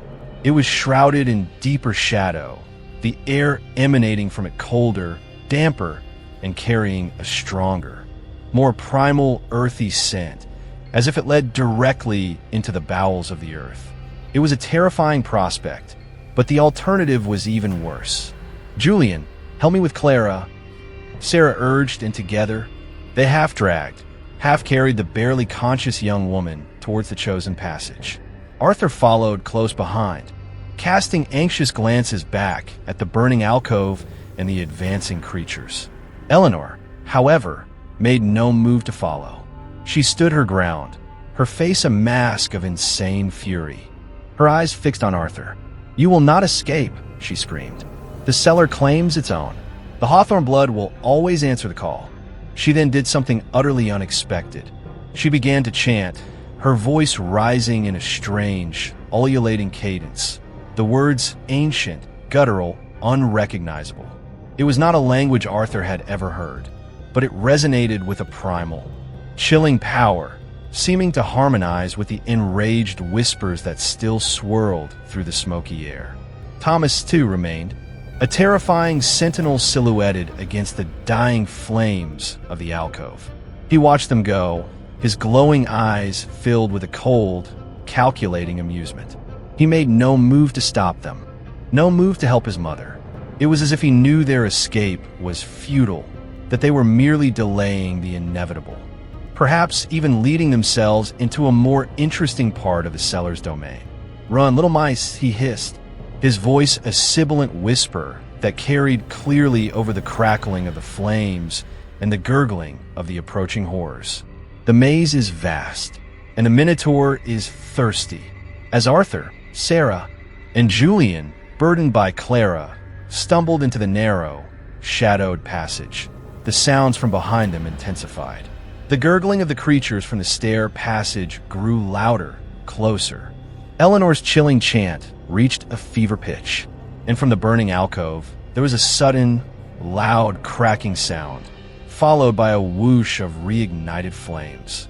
As if something new had caught fire, perhaps one of the wooden racks or another, smaller cast they hadn't seen. The passage they had chosen was even darker and more oppressive than the main cellar. The stone walls were rougher, unfinished, glistening with moisture that felt unnervingly warm and sticky to the touch. The air was thick, almost breathable, heavy with the scent of damp earth, decaying vegetation, and something else, something subtly metallic and unsettlingly sweet, like blood mixed with overripe fruit. It was the fundamental aroma of the Hawthorne essence, but rawer here, less refined, as if they were drawing closer to its primordial source. The floor was uneven, littered with debris, fallen stones, pieces of rotten wood, and what felt like bones, crunching underfoot. Arthur tried not to think about what kind of bones they might be. The whispers were fainter here, more distant, but they were still present, a constant. Unnerving susurrus at the very edge of hearing, like the dry rustling of unseen insects in the walls. Can you hear that? Julian gasped, his breath ragged, his face pale and grimy in the almost total darkness. They were moving by feel as much as by sight, the faint glow from the burning alcove behind them providing only the barest illumination. Hear what? Sarah panted, struggling with Clara's weight. A dripping, Julian stammered, but thicker, and a sort of pulsing. Arthur strained his ears. Beneath the crackle of the distant fire and the fading sounds of Eleanor's chant and the gurgling pursuit, he could indeed hear it. A slow, rhythmic dripping, but the sound was too heavy, too viscous for water. It was more like a thick syrup or blood dripping on a stone, and accompanying it, a faint, almost subliminal pulsing like a giant, slumbering heartbeat, emanating from somewhere deep within the earth beneath them. The passage began to slope downwards more steeply, and the air grew warmer, more humid. The sticky moisture on the walls seemed to be weeping, forming thick, syrupy rivulets that snaked down the stone. Arthur brushed his hand against one and then, foolishly, brought his fingers to his nose. The smell was overpowering, that same sweet, rotten, metallic aroma, but with an added note of something fermented, alive. He recoiled, wiping his hand on his trousers, a profound sense of dread and revulsion washing over him. He was beginning to understand. Alistair Hawthorne hadn't just captured an essence. He had cultivated it, nurtured it, perhaps even fed it. And this cellar, this entire estate, was not just a vineyard. It was a vast, living organism, a parasitic entity with the Hawthorne family at its heart. And its roots sunk deep into something ancient and unspeakable. The wine was its blood, its means of propagation, and they, the current generation, were intended to be its newest hosts, its sustenance. The stain of the grape was not just a metaphor. It was a literal, physical corruption, a creeping infestation that had tainted the land, the legacy, and now the very flesh of those who bore the Hawthorne name. And they were walking deeper into its infected, beating heart. The pulsing grew stronger, the thick dripping more insistent. And from the darkness ahead, a faint, ruddy glow began to appear, as if they were approaching another, deeper, more infernal source of light. Chapter 4. Crimson Bloom in the Dark. The ruddy glow ahead intensified as they stumbled deeper into the sloping, debris-strewn passage. It was not the flickering, chaotic light of fire, but a steadier, more organic luminescence, pulsing with that same slow, rhythmic beat as the throbbing sound they could now feel vibrating through the soles of their shoes. The air grew thick and oppressively warm, saturated with that cloying, sweet-rotten blood aroma, now so potent it made Arthur's eyes water and his stomach heave. The walls of the passage seemed to glisten more intensely, the sticky, syrupy exudate weeping from the stones in thick, dark rivulets that looked disturbingly like coagulating blood. "What is that light?" Sarah gasped, her voice strained as she and Julian struggled to keep Clara from slipping on the treacherous, uneven floor. Clara was moaning softly now, her eyes fluttering, a sheen of sweat on her pale forehead. Whatever horrors she had witnessed, or perhaps sensed, in the alcove had pushed her to the brink of collapse.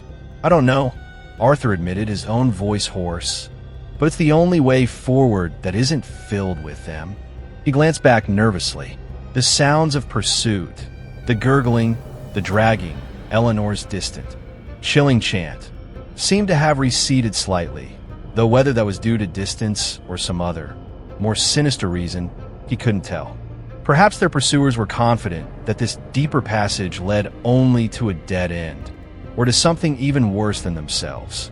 The passage opened abruptly into a vast, cavernous chamber, the source of the pulsating, ruddy light. Arthur stopped dead in his tracks, a gasp of horrified disbelief escaping his lips. Sarah and Julian, coming up beside him, shared his stunned silence. Even in her semi-conscious state, Clara seemed to react, a low whimper vibrating in her chest. The chamber was immense, far larger than any part of the cellar they had yet seen. Its ceiling was lost in oppressive shadow, but the source of the crimson glow was immediately, terrifyingly apparent. In the center of the cavern, rising from a dark, viscous pool that covered much of the floor, was a monstrous, pulsating mass of what looked like intertwined, blood-red vines, fungal growths, and something that resembled exposed, throbbing organs. It was a grotesque, living sculpture of flesh and flora. Easily 20 feet high and at least as wide, its surface glistening wetly, its entire form contracting and expanding with that slow, rhythmic pulse like a gigantic malformed heart. From this central mass, thick, vein-like tendrils pulsing with the same ruddy light, snaked out in all directions. Some burrowing into the stone walls of the cavern, others disappearing into shadowed tunnels that led off into the darkness, and many more spreading across the floor, forming a writhing, interconnected network beneath the surface of the dark, viscous pool. The pool itself, it was the source of the thick dripping they had heard. It seemed to be fed by countless smaller rivulets weeping from the walls and from the central mass, and it gave off that same overpowering, sickeningly sweet, metallic aroma that Arthur now irrevocably associated with the Hawthorne essence. This was not just wine. This was the undiluted, primordial heart of the corruption. "My God," Julian breathed, his voice barely a whisper, his face a mask of utter horror. What is that thing?" "The mother root," Arthur found himself saying, the words coming unbidden, as if dredged from some deep, ancestral memory he didn't know he possessed. Alistair's journals.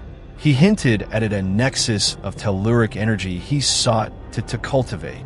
He had dismissed it as the ramblings of a madman. But seeing this abomination, Sarah stared, her eyes wide, her scientific, pragmatic mind clearly struggling to categorize, to comprehend the sheer biological impossibility of what lay before them. It's like a giant fungus or a slime mold, but it's vascular, it's alive.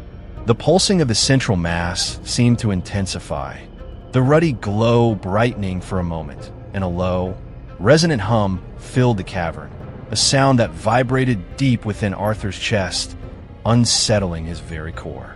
The whispers, which had been faint in the passage, were stronger here, swirling around them, seeming to emanate from the monstrous heart itself.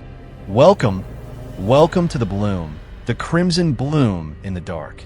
Then, Arthur noticed something else, something that made his blood run even colder, if that were possible. Around the edges of the dark pool, half submerged in the viscous liquid, were shapes.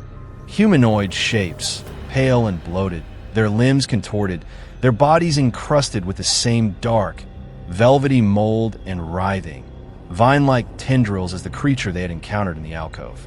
Some were clearly ancient, little more than skeletal remains intertwined with the pulsating roots, while others looked fresher. Their faces were turned towards the central mass, their expressions frozen in rictuses of either agony or ecstatic communion. It was impossible to tell.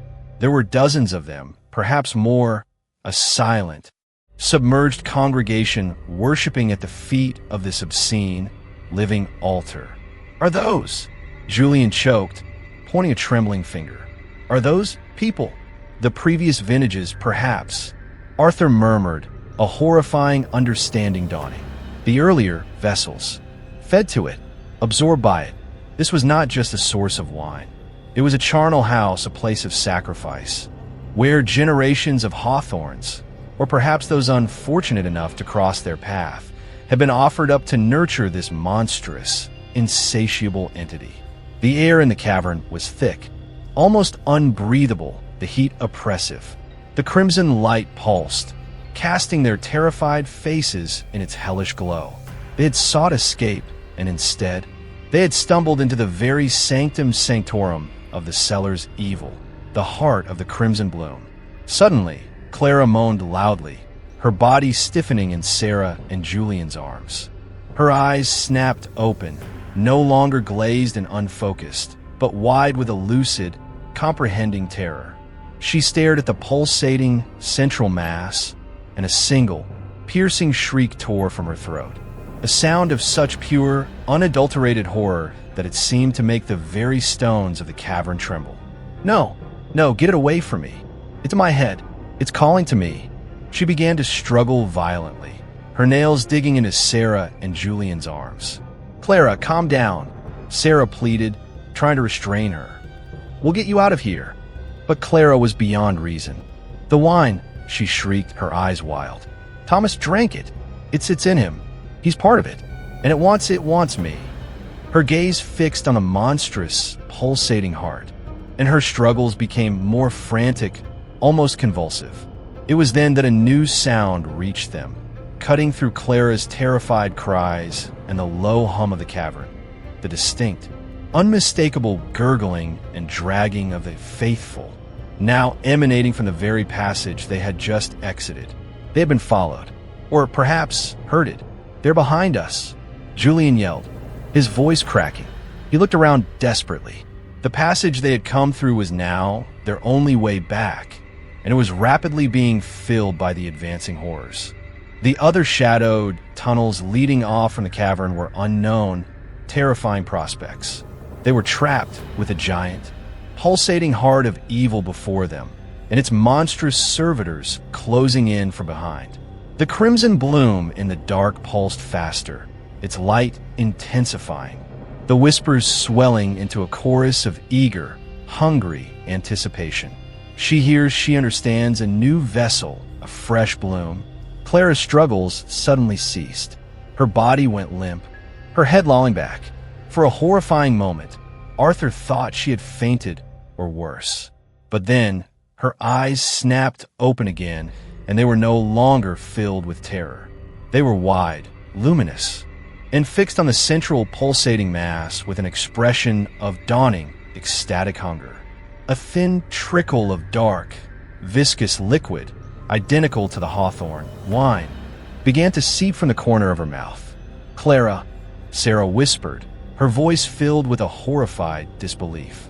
Clara smiled, a slow, beatific, utterly terrifying smile. It's beautiful, she murmured, her voice a low, resonant purr, eerily similar to how Thomas had sounded after his first sips. It's everything. She began to walk with a slow, deliberate, almost trance-like gait, directly towards the edge of the dark, viscous pool, towards the monstrous, pulsating heart of the crimson bloom. Chapter 5, Vine and Sinew.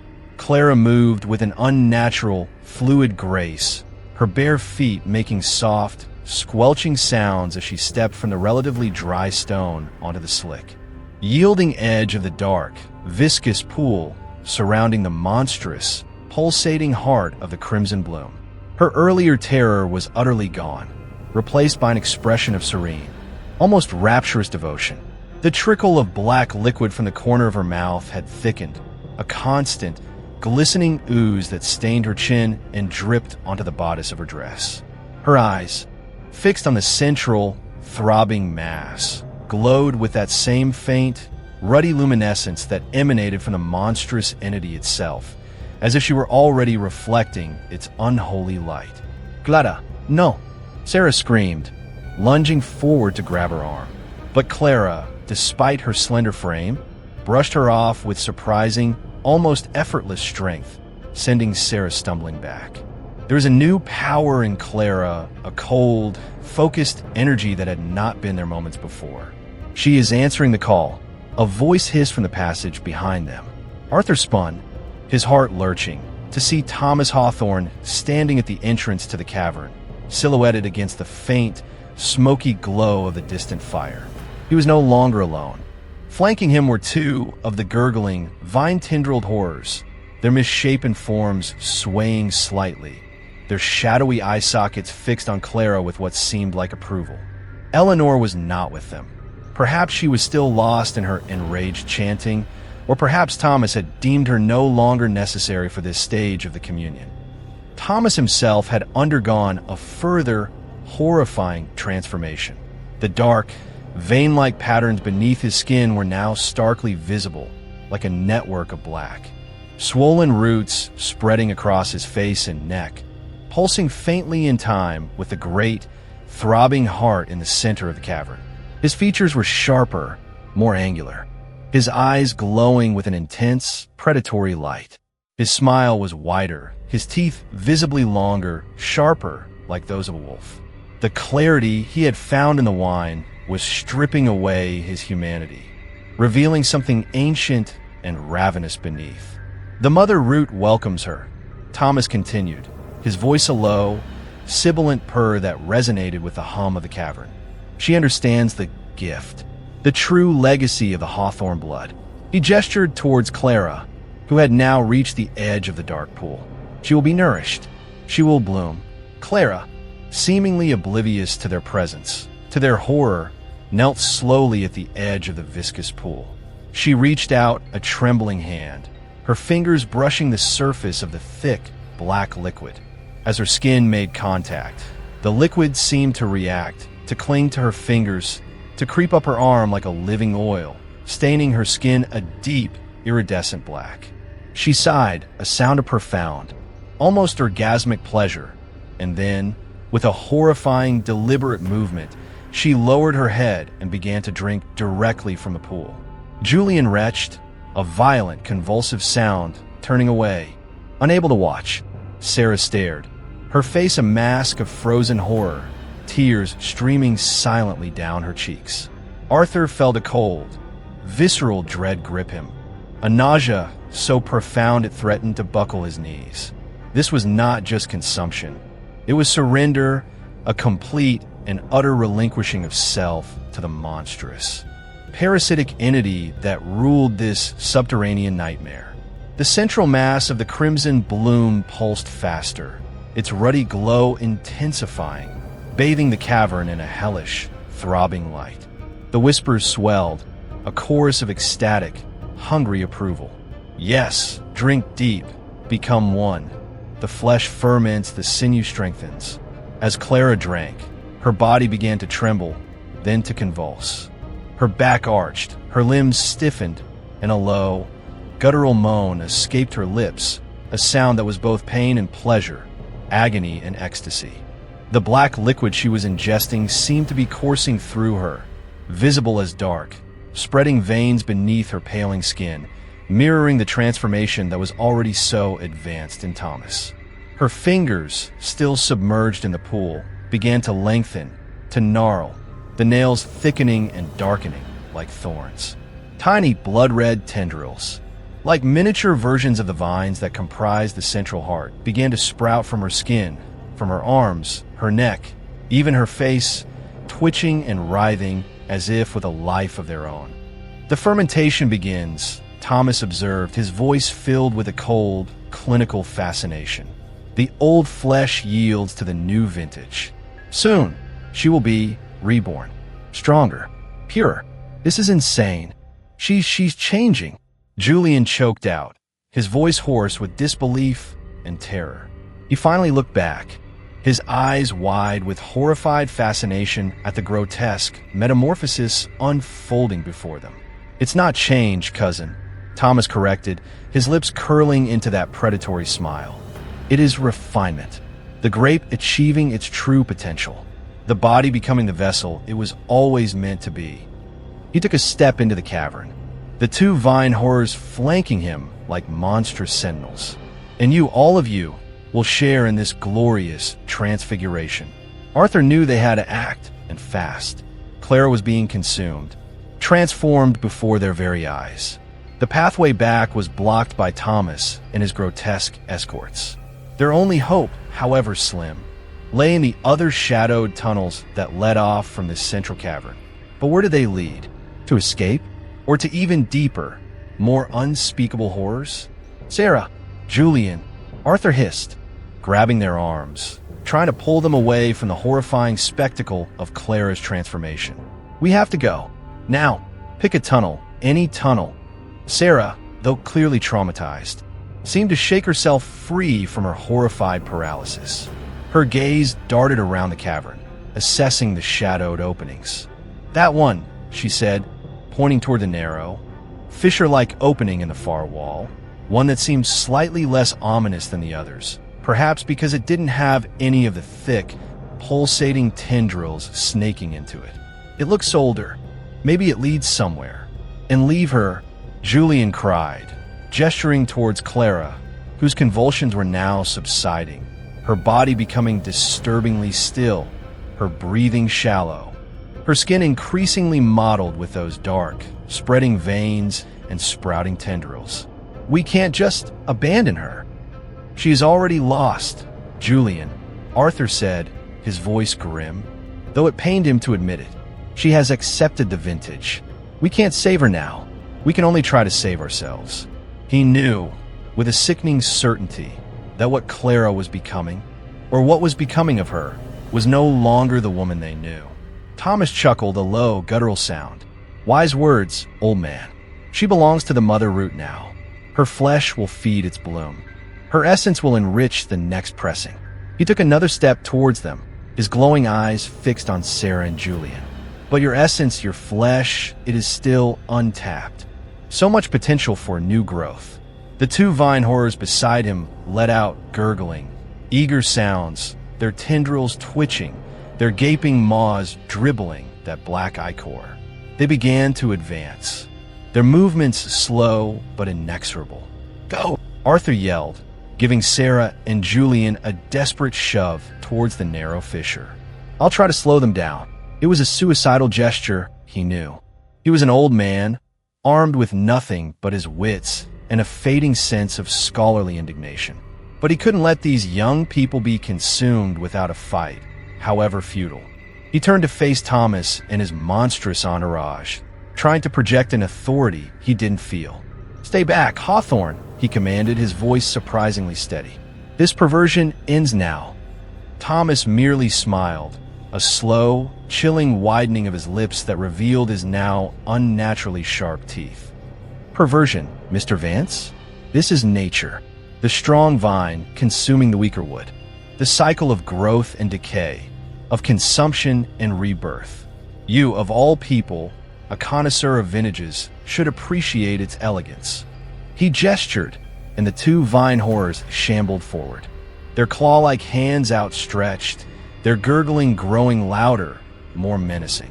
Arthur braced himself, his mind racing, searching for any weapon, any advantage. But there was nothing, just the cold, damp stone, the oppressive heat, and the overwhelming stench of the crimson bloom. He was about to become just another forgotten sacrifice, another decomposing figure at the edge of the dark pool, his essence absorbed into the monstrous, insatiable heart of the Hawthorne legacy. The vine and sinew were about to become one. Just as the gnarled, dripping claws of the first vine horror reached for Arthur, a desperate, ragged cry tore through the cavern. Leave him alone, you freaks.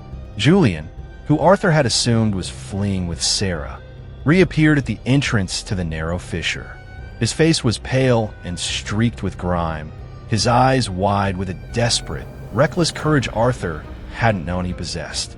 In his hand, he brandished a heavy, jagged piece of fallen stone, hefted like a primitive club. Thomas paused, his head tilting with mild surprise, a flicker of amusement in his glowing eyes. The little cousin returns. A spark of defiance? How quaint. And ultimately, how futile. I'm not letting you feed him to your giant, pulsating nightmare plant. Julian yelled, his voice cracking but resolute. He took a tentative step forward, his knuckles white as he gripped the stone. The distraction, however brief, was all Arthur needed.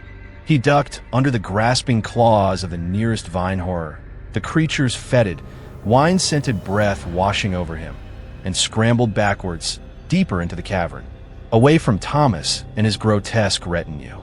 He put himself between Julian and the monsters, hoping to buy Sarah more time to escape with Clara, though the thought of Clara's fate was a cold stone in his gut. But Clara wasn't with Sarah.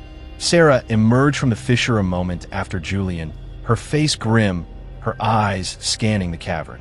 She wasn't carrying Clara. She wouldn't come, Sarah choked out, her voice raw with grief and horror. She's part of it now. She tried to pull me towards the pool. She held up her arm, revealing deep, bleeding scratches where Clara's newly sharpened, thorn-like nails had raked her skin. Dark, almost black blood welled from the wounds, and the skin around them was already beginning to look inflamed, discolored. Arthur's heart sank. So, Clara was truly lost, another vessel claimed by the Crimson Bloom. And now Sarah was injured, possibly tainted. The speed of the transformation, the insidious nature of the essence, was terrifyingly efficient. Thomas chuckled, a low, sibilant sound that seemed to echo the whispers of the cavern. The vintage is potent, isn't it? It finds purchase quickly in receptive soil. Your friend is already taking root. And soon, Sarah dear, so will you. That scratch? A mere planting of a seed. It will grow. It will bloom. You will join our vintage family. Sarah stared at her arm, her expression a mixture of horror and dawning. Sickening realization. The skin around the scratches was indeed darkening, a purplish-black bruise spreading rapidly, and she could feel a strange, throbbing warmth emanating from the wounds. A sensation that was not entirely unpleasant, almost alluring. She shook her head violently, as if to clear it of some insidious thought. No, I won't let it. The two vine horrors, momentarily confused by Julian's reappearance and Arthur's evasion, refocused their attention, their gurgling growls intensifying. They began to advance again, one towards Arthur, the other toward Julian, their movements slow but unervingly relentless. We have to fight, Julian yelled, and with a desperate, almost suicidal cry, he swung his makeshift stone club at the head of the nearest creature. The stone connected with a sickening, squelching thud like striking a rotten melon. The creature staggered, its vine tendrils thrashing, a thick, black ichor spraying from a gash in its head. But it didn't fall. It merely paused, its gurgling rising in pitch, its shadowy eye sockets seeming to fix on Julian with a new, more focused malice. Arthur knew they couldn't win a direct confrontation. These things were too strong, too resilient, and Thomas was clearly orchestrating them, a puppet master reveling in their terror. Their only hope was to escape, to find another way out of this hellish, living cellar. Sarah, Julian, the fisher, we have to go. He looked back at the narrow opening Sarah had pointed out. It was their only option, however slim. But as he turned, he saw that the situation had become even more dire. From several of the other shadowed tunnels that radiated from the cavern, more of those grotesque, vine-tendrilled figures were emerging, drawn by the commotion, by the scent of fresh, untainted blood, by the will of the mother root. They were being surrounded. The Crimson Bloom was closing in. The creature Julian had struck recovered quickly, its gash already beginning to seal with a dark, coagulating substance. It lunged at him, its claws outstretched. Julian yelped, stumbling back, barely avoiding the swipe. Arthur, acting on pure instinct, grabbed a loose, heavy stone from the floor, perhaps a piece of fallen masonry from the ancient, crumbling walls, and hurled it with all his might at the other advancing creature, the one that was stalking him. The stone struck it in its bloated torso, eliciting another squelching thud and a gurgling hiss, but doing little to slow its advance. The walls. Sarah suddenly cried, her eyes darting around the cavern, a desperate idea forming. The cellar walls, they're weeping. The whole place is breathing. She pointed to where the thick, pulsating tendrils from the central mother root burrowed into the stone. If that thing is the heart, maybe these are its arteries. If we can sever one. It was an insane thought, born of desperation, but Arthur saw a sliver of logic in it. The entire cavern pulsed with the life of the mother root. The walls themselves seemed to be part of its circulatory system, exuding that vital, corrupting fluid. If they could somehow damage a major conduit. Ow! Julian gasped, dodging another swipe from his relentless attacker. We don't have anything sharp enough. But Arthur's eyes fell on something glinting amidst the debris near the edge of the dark pool, close to where the submerged, silent congregation of past sacrifices lay. It was long, metallic, partially covered in a thick layer of grime and what looked like dried blood, but its shape was unmistakable. An old, heavy iron pry bar, perhaps left by workmen generations ago, or even by Alistair Hawthorne himself during his unholy excavations. There, he yelled, pointing. The pry bar. If we can reach it. It was a perilous dash. To get to the pry bar, they would have to pass dangerously close to the edge of the viscous pool, and to the now transformed Clara, who was still kneeling at its edge, her body racked by subtle tremors. Her skin increasingly mottled, small, thorn-like protrusions appearing along her spine. Her head was bowed, but Arthur had the horrifying sense that she was aware of them, that she was waiting. Thomas watched their desperate scramble with a predatory amusement, making no move to intervene directly, content to let his faithful do his bidding. Such spirit, he hissed, his voice dripping with sarcasm. Such a delightful struggle before the inevitable embrace. The mother root appreciates a lively vintage. The vine horror attacking Arthur was almost upon him. Its gnarled claws reached out, its fetid breath hot on his face. He could see the rows of seed-like teeth within its gaping maw, the black ichor drooling from its lips. This was it. He closed his eyes, bracing for the inevitable, a lifetime of scholarly pursuits, of dusty books and forgotten histories, flashing before him. Then, a searing pain, followed by a monstrous, gurgling shriek. Arthur's eyes snapped open. Sarah, her face a mask of desperate fury, stood beside him, wielding the jagged piece of stone Julian had dropped. She had driven its sharpest point deep into the side of the vine horror's head, where its leathery, mold-encrusted skin was thinnest. Black, viscous fluid gushed from the wound. The creature thrashed, its tendrils flailing wildly. Then it staggered, its movements becoming jerky, uncoordinated. "Run, Arthur!" Sarah screamed, her voice hoarse. "Get the pry bar." Julian, seeing his sister's desperate courage, found a renewed burst of adrenaline. He redoubled his efforts against his own attacker, using his greater agility to dodge its clumsy lunges, trying to create an opening for Arthur. Arthur didn't hesitate. He scrambled towards the edge of the pool, his feet slipping on the slick, ichor-coated stone. He could feel the warmth radiating from the dark liquid, smell its overpowering, cloying sweetness. Clara, still kneeling, slowly raised her head, her eyes now a solid, glowing crimson, fixed on him. A slow, knowing smile spread across her face, a smile that was no longer human, but alien, predatory. Tiny, blood-red vines were now visibly writhing beneath her skin, like worms beneath a shroud. He ignored her, his gaze fixed on the glint of metal.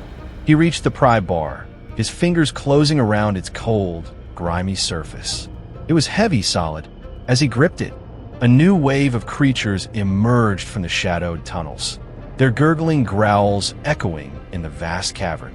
The mother root pulsed faster, its crimson glow intensifying, the whispers rising to a fever pitch of hunger and anticipation. The cellar was indeed breathing, its unholy lungs filling with the scent of their fear, its monstrous heart beating in time with their frantic, desperate pulse. The fermentation of their flesh was a fate it eagerly awaited. Chapter 6: The Cultivar of Corruption.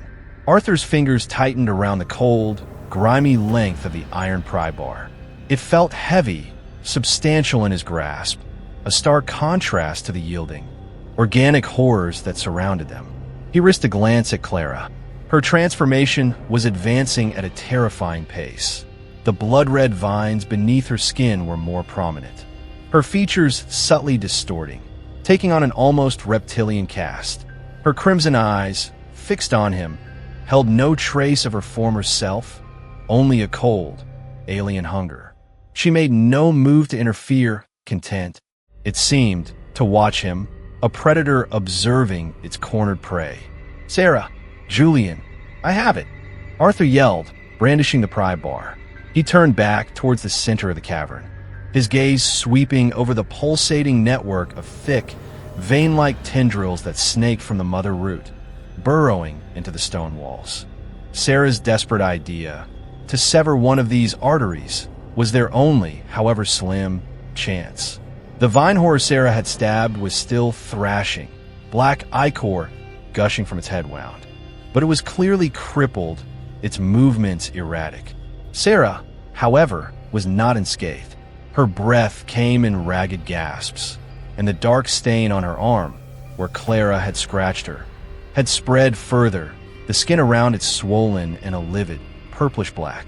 She was fighting against the insidious warmth that throbbed from the wound, a warmth that whispered of surrender, of blissful, mindless communion. Julian was still engaged in a desperate dance with his own attacker, dodging its clumsy lunges, his makeshift stone club now broken, useless. More of the gurgling horrors were shambling into the cavern from the shadowed tunnels, their numbers growing, their collective hunger a palpable pressure in the heated, fetid air. Thomas Hawthorne watched from the entrance of the passage, his expression one of detached, almost scientific interest. He seemed to be enjoying the spectacle, the desperate struggle against overwhelming odds. Such tenacity, he mused, his voice a low, sibilant hiss. The mother root favors a strong will. It makes the eventual assimilation all the more satisfying. He made no move to join the fray himself, content to let his faithful do the work, perhaps confident in the inevitability of their victory. "Which one, Sarah?" Arthur yelled, scanning the writhing network of pulsating conduits. "Which tendril looks most vital?" Sarah, gritting her teeth against the throbbing pain and the insidious allure emanating from her wounded arm, pointed towards a particularly thick, pulsing tendril that snaked up the cavern wall not far from where they stood. It glowed with a more intense crimson light than the others, and the stone around it seemed to weep that dark, viscous fluid more profusely. That one, it looks like a main line. Arthur knew it was a desperate gamble. The tendril was thick as a man's thigh, its surface tough and leathery like ancient bark, yet it pulsed with that unnerving, organic rhythm. He hefted the pry bar. "Julian, distract them. Sarah, be ready to run." He charged towards the chosen tendril, the pry bar held like a spear. The nearest vine horror, seeing his intent, let out a gurgling roar and lunged, its claws aimed at his throat. But Julian, with a desperate surge of adrenaline, threw himself at the creature's legs, tackling it, sending them both sprawling to the slick, ichor-coated floor. It was a move of pure, selfless bravery, buying Arthur precious seconds. Arthur reached the tendril. He raised the pry bar high and brought it down with all his strength, aiming the pointed end at the pulsating, crimson conduit. The iron bit deep, sinking into the tough, leathery surface with a sickening, wet, tearing sound. A deafening, inhuman shriek ripped through the cavern, a sound of such intense agony that it seemed to shake the very foundations of the cellar. It was not from any single creature, but from the mother root itself, the central, pulsating heart of the crimson bloom. The ruddy glow in the cavern flared violently, then dimmed, the rhythmic pulsing faltering for a terrifying moment. From the gash Arthur had torn in the tendril, not black ichor, but a torrent of what looked like thick, dark, arterial blood gushed forth. Hot and steaming, spraying onto the stone wall and floor. The tendril itself began to thrash wildly, like a wounded serpent, nearly knocking Arthur off his feet. The whispers in the cavern, which had been a chorus of hungry anticipation, now became a cacophony of pain and rage. Hurt. It hurts, the heart bleeds, punish them. The effect on the vine horrors was instantaneous and dramatic. They all paused, their gurgling turning into distressed, whimpering moans. They clutched at their heads, their bodies twitching, as if sharing in the mother root's agony. Even Thomas flinched, his hand flying to his chest, a look of surprised pain momentarily crossing his distorted features. The network of black veins beneath his skin pulsed erratically. "It worked," Sarah cried, her voice a mixture of triumph and terror. "We heard it," but their victory was short-lived. The mother root, though clearly wounded, was far from defeated. The throbbing in the cavern resumed, weaker at first, then gradually regaining its strength. The gash in the tendril, though still spewing that dark, blood-like fluid, began to heal. New, smaller tendrils like crimson worms writhed from the edges of the wound, attempting to knit it closed. The resilience of this monstrous, parasitic entity was terrifying, and the faithful, recovering from their momentary shock, were now enraged. Their gurgling turned into furious roars, their movements becoming faster, more aggressive. The creature Julian had tackled was back on its feet, its shadowy eyes blazing with renewed malice. It lunged at him, its claws tearing through his shirt, leaving deep, bleeding gashes on his arm. Julian screamed, a raw cry of pain. Arthur knew they had only bought themselves a few moments. He pulled the pry bar free from the still bleeding tendril. It came away with a sickening, sucking sound, and looked around wildly. The fissure Sarah had spotted was their only hope. "To the passage," he yelled. "Now, before it seals the wound completely." He rushed to Julian's side, swinging the heavy pry bar like a club, connecting with the side of the vine horror's head. The creature staggered, giving Julian a chance to scramble away, clutching his bleeding arm.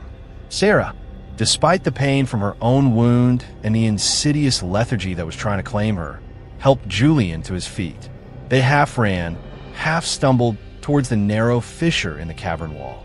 The enraged howls of the mother root and the furious gurgling of its servitors echoing behind them. Thomas, recovering from his momentary shock, was now screaming orders in that strange, guttural language Eleanor had used, his voice filled with a cold, murderous fury. "Do not let them escape. Bring them to the root. They will feed the bloom. Their tainted blood will make it stronger." As they reached the entrance to the fissure, Arthur risked a last glance back. The cavern was a scene of nightmarish chaos. The mother root throbbed with a furious, baleful light, the gash in its main tendrils still weeping, but slowly, inexorably closing. The vine horrors, their numbers seemingly endless, were converging on the spot where they had stood, their movements driven by a renewed, savage hunger. And Clara was rising to her feet, her transformation nearly complete. Her skin was a mottled canvas of dark veins and blood-red tendrils, her eyes glowing crimson pools of alien intelligence. She turned her head slowly, her gaze fixing on the fissure where they were disappearing, and a slow, predatory smile, filled with unnaturally sharp teeth, spread across her distorted face. It was a promise of pursuit, of inevitable reunion. They plunged into the darkness of the narrow fissure, the sounds of the cavern fading behind them, replaced by the sound of their own ragged breathing and the frantic beat of their hearts. The passage was tight, claustrophobic, the walls rough and cold. It sloped steeply upwards, a small mercy suggesting it might, just might, lead them closer to the surface. But the cultivar of corruption had taken root deep within the Hawthorne estate, its tendrils spreading far and wide, and its hunger, now awakened and enraged, would not be easily denied. Arthur knew, with a chilling certainty, that they had not escaped. They had merely entered a new, darker, more desperate chapter of their ordeal, and the seeds of their own grotesque transformation carried in Julian's fresh wounds and Sarah's spreading infection, were already beginning to sprout. The cellar, and the monstrous entity it housed, was determined to harvest its due. The narrow fissure was a suffocating, lightless chute. They scrambled upwards, their hands raw from the rough stone, their lungs burning from exertion and the lingering, acrid fumes from the cavern of the mother root. Julian was weakening, the bleeding from his arm profuse, his face pale and clammy. Sarah, though clearly in pain from her own spreading infection, gritted her teeth and helped support him, a determination, a fragile shield against the encroaching despair. Arthur, his aged body screaming in protest, pushed on, driven by a primal instinct to survive, to lead these young people out of the abomination that lay beneath the Hawthorne estate. The sounds from the cavern, the enraged howls of the mother root, the furious gurgling of its servitors, Thomas's chilling commands, and Clara's newly predatory hiss, faded slowly as they ascended, replaced by a tense, almost unbearable silence, broken only by their ragged breathing and the occasional dislodged pebble skittering down into the darkness behind them. But the silence was not comforting. It felt watchful, as if the very stones around them were extensions of the mother root's senses, tracking their progress, waiting. Do you think they're following? Julian gasped, his voice weak, leaning heavily on Sarah. The makeshift bandage Sarah had torn from her own shirt was already soaked through with his blood, a dark, glistening stain in the oppressive gloom. I don't know, Arthur panted, but we can't stop. We have to keep moving. He knew that the mother root, though wounded, was far from crippled. Its tendrils, its faithful, could be anywhere burrowing through the earth, emerging from unforeseen cracks and crevices. The passage, thankfully, began to level out, and a faint, almost imperceptible draft of cooler, fresher air touched their faces. It was a minuscule sign, but ignited a spark of hope in Arthur's exhausted spirit. Fresher air meant they were moving away from the stagnant, superheated atmosphere of the deeper caverns, perhaps even towards an exit. I feel it too, Sarah said, her voice tight with a mixture of hope and trepidation. It's less foul up here. She glanced down at her own arm. The purplish-black stain had spread further, now covering most of her forearm, and the skin was hot to the touch, throbbing with that insidious, alien warmth. Small, thorn-like protrusions were beginning to erupt from the discolored skin, and she could feel a strange, unwelcome energy coursing through her veins, a subtle but persistent call to turn back, to return to the warmth, to the embrace of the crimson bloom. She fought it with every fiber of her being, but the struggle was exhausting her, draining her will. After what seemed like an eternity of stumbling through the darkness, the passage opened into a slightly wider area, another section of the cellar, but one that felt different from the nightmarish, organic horrors they had just escaped. This area was older, heavy as funeral palls, hung in great loops from the low, arched ceiling. The air here, while still musty and bearing the faint, lingering taint of the Hawthorne vintage, was noticeably cooler, less oppressive. Where are we? Julian whispered, his eyes scanning the dusty, shadowed recesses. Arthur recognized it, or at least a section like it. This looks like the older, upper levels of the main cellar, he said, his voice hoarse. The part Eleanor first led us through. If we can find a main passage, the stairs might not be far. The thought of escape, of fresh air, of sunlight, was almost overwhelmingly seductive. But their hope was cruelly, immediately dashed. From a dark archway at the far end of this cellar section, a familiar figure emerged, silhouetted against an unseen light source. Eleanor Hawthorne. Her dress was torn and singed, her hair wild, her face smudged with soot and grime. But the fanatical, murderous gleam in her eyes was brighter, more intense than ever. And she was not alone. Flanking her were two more of those gurgling, vine-tendrilled horrors, their forms seeming even more grotesque in this more conventional, less overtly hellish setting. So, Eleanor hissed, her voice a dry, rasping whisper that carried clearly in the dusty silence. The little rats have scurried out of the depths. Did you think you could escape the will of the Hawthorne legacy? Did you think you could defile the mother root and not pay the price? Mother, please, Sarah pleaded, her voice trembling, though she stood defiantly between Eleanor and the wounded Julian. This is madness. Look what it's done to Thomas. Look what it's doing to Clara. This isn't a legacy, it's a curse. A disease. Eleanor laughed, a harsh, grating sound devoid of any humor. Disease? It is apotheosis. It is the purification of the bloodline. Thomas understands. Clara understands. They have embraced their true nature. They have become more. She gestured towards Sarah's infected arm. And soon, my dear niece, so will you. The seed is sown. The bloom is inevitable. The two vine horrors beside Eleanor let out eager, gurgling sounds, their tendrils twitching, their shadowy eye sockets fixed on Sarah's spreading infection with an almost covetous hunger. Arthur knew they couldn't fight their way past Eleanor and her grotesque guardians.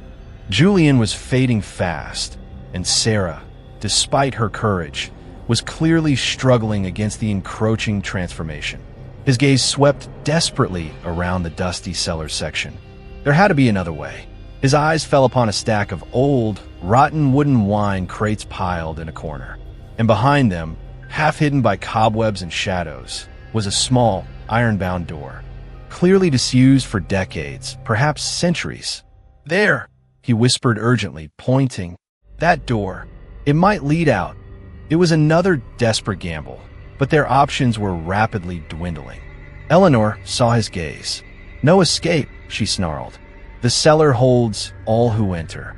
The mother root claims all who bear the Hawthorne name, or those foolish enough to trespass upon her sacred domain. She gestured, and her two vine horrors began to shamble forward, their gurgling growls echoing in the dusty stillness. Julian, the door. Arthur urged, grabbing his arm. Sarah, help me hold them off. He hefted the iron pry bar, its weight a grim reassurance. He knew this was likely their last stand. Sarah, her face pale but set with a grim determination, nodded. She looked around wildly. Then her eyes fell on a heavy, empty wine bottle lying on a nearby rack, its glass thick and dark. She snatched it up, breaking off the neck against the stone wall, leaving her with a jagged, makeshift glass weapon. The pain in her arm was intense, the alien warmth spreading, but the immediate threat, the sight of her fanatical aunt and the advancing horrors, fueled her adrenaline, temporarily overriding the insidious call of the crimson bloom. As the first vine horror reached them, Arthur swung the pry bar with all his remaining strength, aiming for its legs. The iron bar connected with a sickening crunch of yielding, vine-like sinew and what sounded like snapping bone. The creature let out a gurgling shriek and stumbled. Its advance momentarily checked.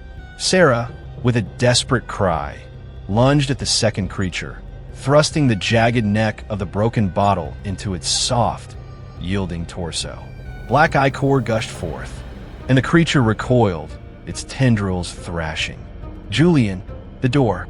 Now, Arthur yelled, as he and Sarah engaged in a desperate, unequal battle with Eleanor's guardians. Julian, dazed and weak, stumbled towards the small, iron-bound door. He fumbled with the rusted latch, his fingers clumsy, slick with his own blood. The latch was stiff, frozen with age and disuse. He pulled, he twisted, but it wouldn't budge. Eleanor watched, her expression one of cold, cruel amusement. So predictable, so futile. The old ways are always sealed. There's only one path in this cellar. The path to the mother root. The path to communion. She began to chant again, that same strange, guttural language, her voice rising in pitch, seeming to draw power from the very stones of the cellar. The vine horror Arthur had crippled was recovering, its leg already beginning to mend, new tendrils knitting the wound closed. The creature Sarah had stabbed was still flailing, but it was far from disabled, and Eleanor's chilling chant seemed to be invigorating them, lending them an unnatural resilience. Julian, in a final, desperate surge of adrenaline through his shoulder against the small iron door. There was a groaning screech of protesting metal, a crack of splintering wood, and then, with a final convulsive heave, the door burst inwards, revealing not blessed escape, but another dark, narrow passage, this one smelling faintly of damp earth, and something else, something familiar, something that made Arthur's blood run cold. Coal smoke, and a faint, rhythmic clanking. It's the old boiler room," Arthur exclaimed, a flicker of horrified recognition dawning. He remembered seeing it on the estate plans, a relic from a bygone era when the manor was heated by a massive, coal-fired furnace, long since abandoned. It was located deep beneath the main house, but connected to the cellars. "Is there an exit from there?" Sarah gasped, as the vine horror she had stabbed lunged at her again, its claws tearing at her clothes. "There might be an old coal chute," Arthur yelled, parrying a blow from his own attacker. "Or service access. It's a chance." But Eleanor merely smiled, a slow, knowing, terrifying smile. The old ways, the old fires, they too serve the mother root. All heat, all energy eventually feeds the bloom. Her chant intensified, and the two vine horrors seemed to swell, to become stronger, their attacks more ferocious. The cultivar of corruption had spread its tendrils everywhere, intertwining itself with every aspect of the Hawthorne estate, from the living heart of the crimson bloom to the cold, dead ashes of its forgotten past. And it was clear that Eleanor, its devoted priestess, would not allow them to escape its embrace. Their desperate flight had led them from one layer of the nightmare to another, each more hopeless than the last. Chapter 7.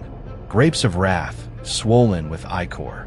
The cramped, dusty space of the old boiler room was a vision of industrial decay.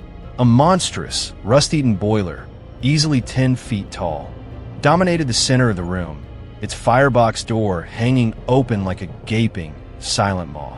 Pipes, thick as a man's arm and coated in layers of grime and corrosion, snaked across the ceiling and walls, disappearing into the darkness.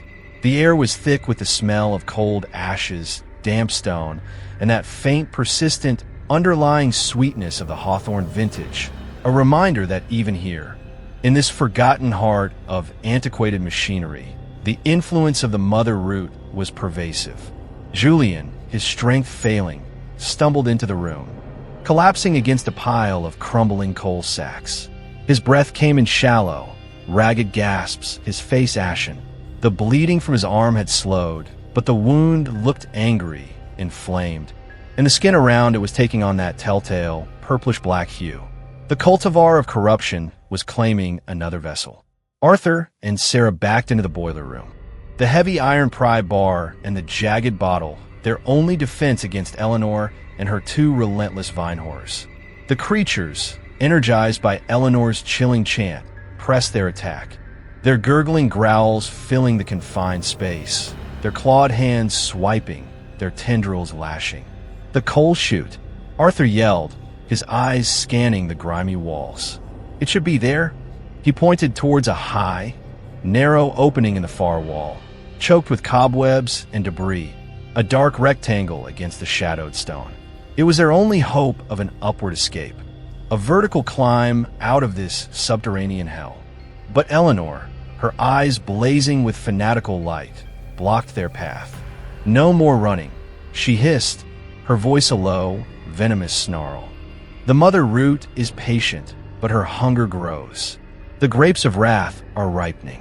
They're swollen with ichor, and you will be the first to be pressed." Her chant rose in pitch, and the two vine horrors seemed to respond, their attacks becoming more frenzied, more desperate. Sarah cried out as one of the creature's claws raked across her already injured arm, tearing through the makeshift bandage, sending a fresh wave of searing pain and that insidious, alluring warmth through her. She stumbled back, the jagged bottle falling from her numb fingers. The purplish-black stain on her arm pulsed, and for a horrifying moment, she saw, or thought she saw, tiny, blood-red tendrils writhing just beneath the surface of her skin. The call to surrender, to embrace the bloom, was becoming almost irresistible. Arthur roared, a sound of pure, desperate rage, and swung the heavy pry bar in a wide, sweeping arc. He connected with the torso of the creature attacking Sarah, the impact sending it staggering back with a wet, squelching thud. But the other creature was on him in an instant, its claws tearing at his clothes, its fetid breath hot on his face. He could feel its unnatural strength, its cold, relentless hunger. Julian, seeing their desperate plight, tried to rise, to help, but a wave of dizziness and nausea washed over him, and he collapsed back against the coal sacks, his vision blurring.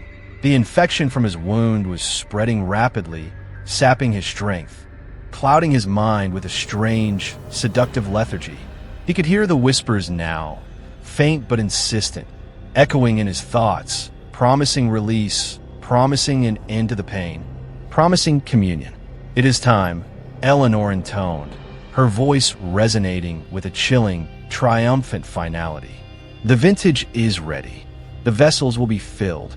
She raised her hands, and the two vine horrors, their eyes glowing with a baleful, crimson light, closed in on Arthur and Sarah, their gurgling growls turning into eager, slobbering sounds of anticipation. Arthur knew this was the end. He had fought, he had run, he had tried, but the corruption was too pervasive, too powerful.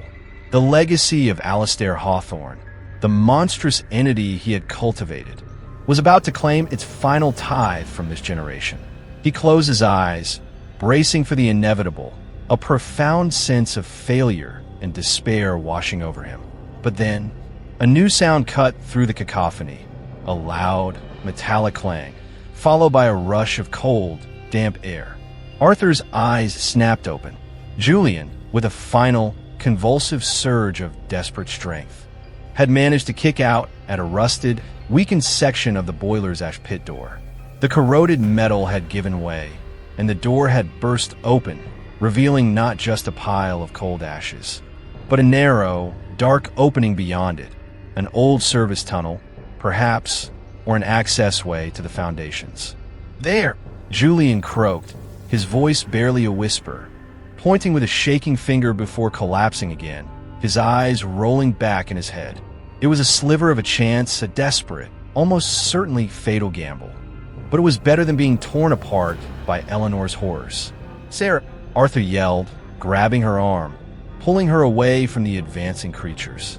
The boiler, through the ash pit. He half-dragged, half threw Sarah towards the opening Julian had revealed.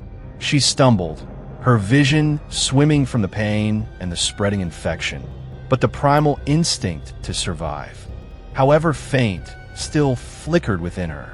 Eleanor shrieked in fury. "No, you will not escape the pressing. The mother root demands your essence." She gestured, and her two vine horrors, momentarily confused by this unexpected development, redoubled their efforts to reach them, their claws scrabbling at the rusted metal of the boiler. Arthur shoved Sarah towards the narrow opening. "Go, I'll hold them." He turned to face the advancing horrors, the iron pry bar his only shield. He knew he couldn't hold them for long, but he could buy Sarah a few precious seconds. Sarah squeezed through the narrow opening, the rough metal scraping against her skin. She found herself in a tight, earthy-smelling tunnel, barely wide enough to crawl through. She looked back, her eyes filled with terror and a dawning, agonizing grief. "Arthur, come on." But Arthur was already engaged in a desperate, final battle. He swung the pry bar, connecting with the head of one of the creatures, sending it reeling. But the other one was on him, its claws sinking into his shoulder, its fetid breath hot on his face. He cried out in pain, the pry bar slipping from his grasp. He could feel its unnatural strength, the cold, viscous ichor from its claws seeping into his flesh, and a strange, terrifying warmth spreading through his veins. A warmth that mirrored the infection he had seen consume Clara, Thomas, and now Sarah and Julian.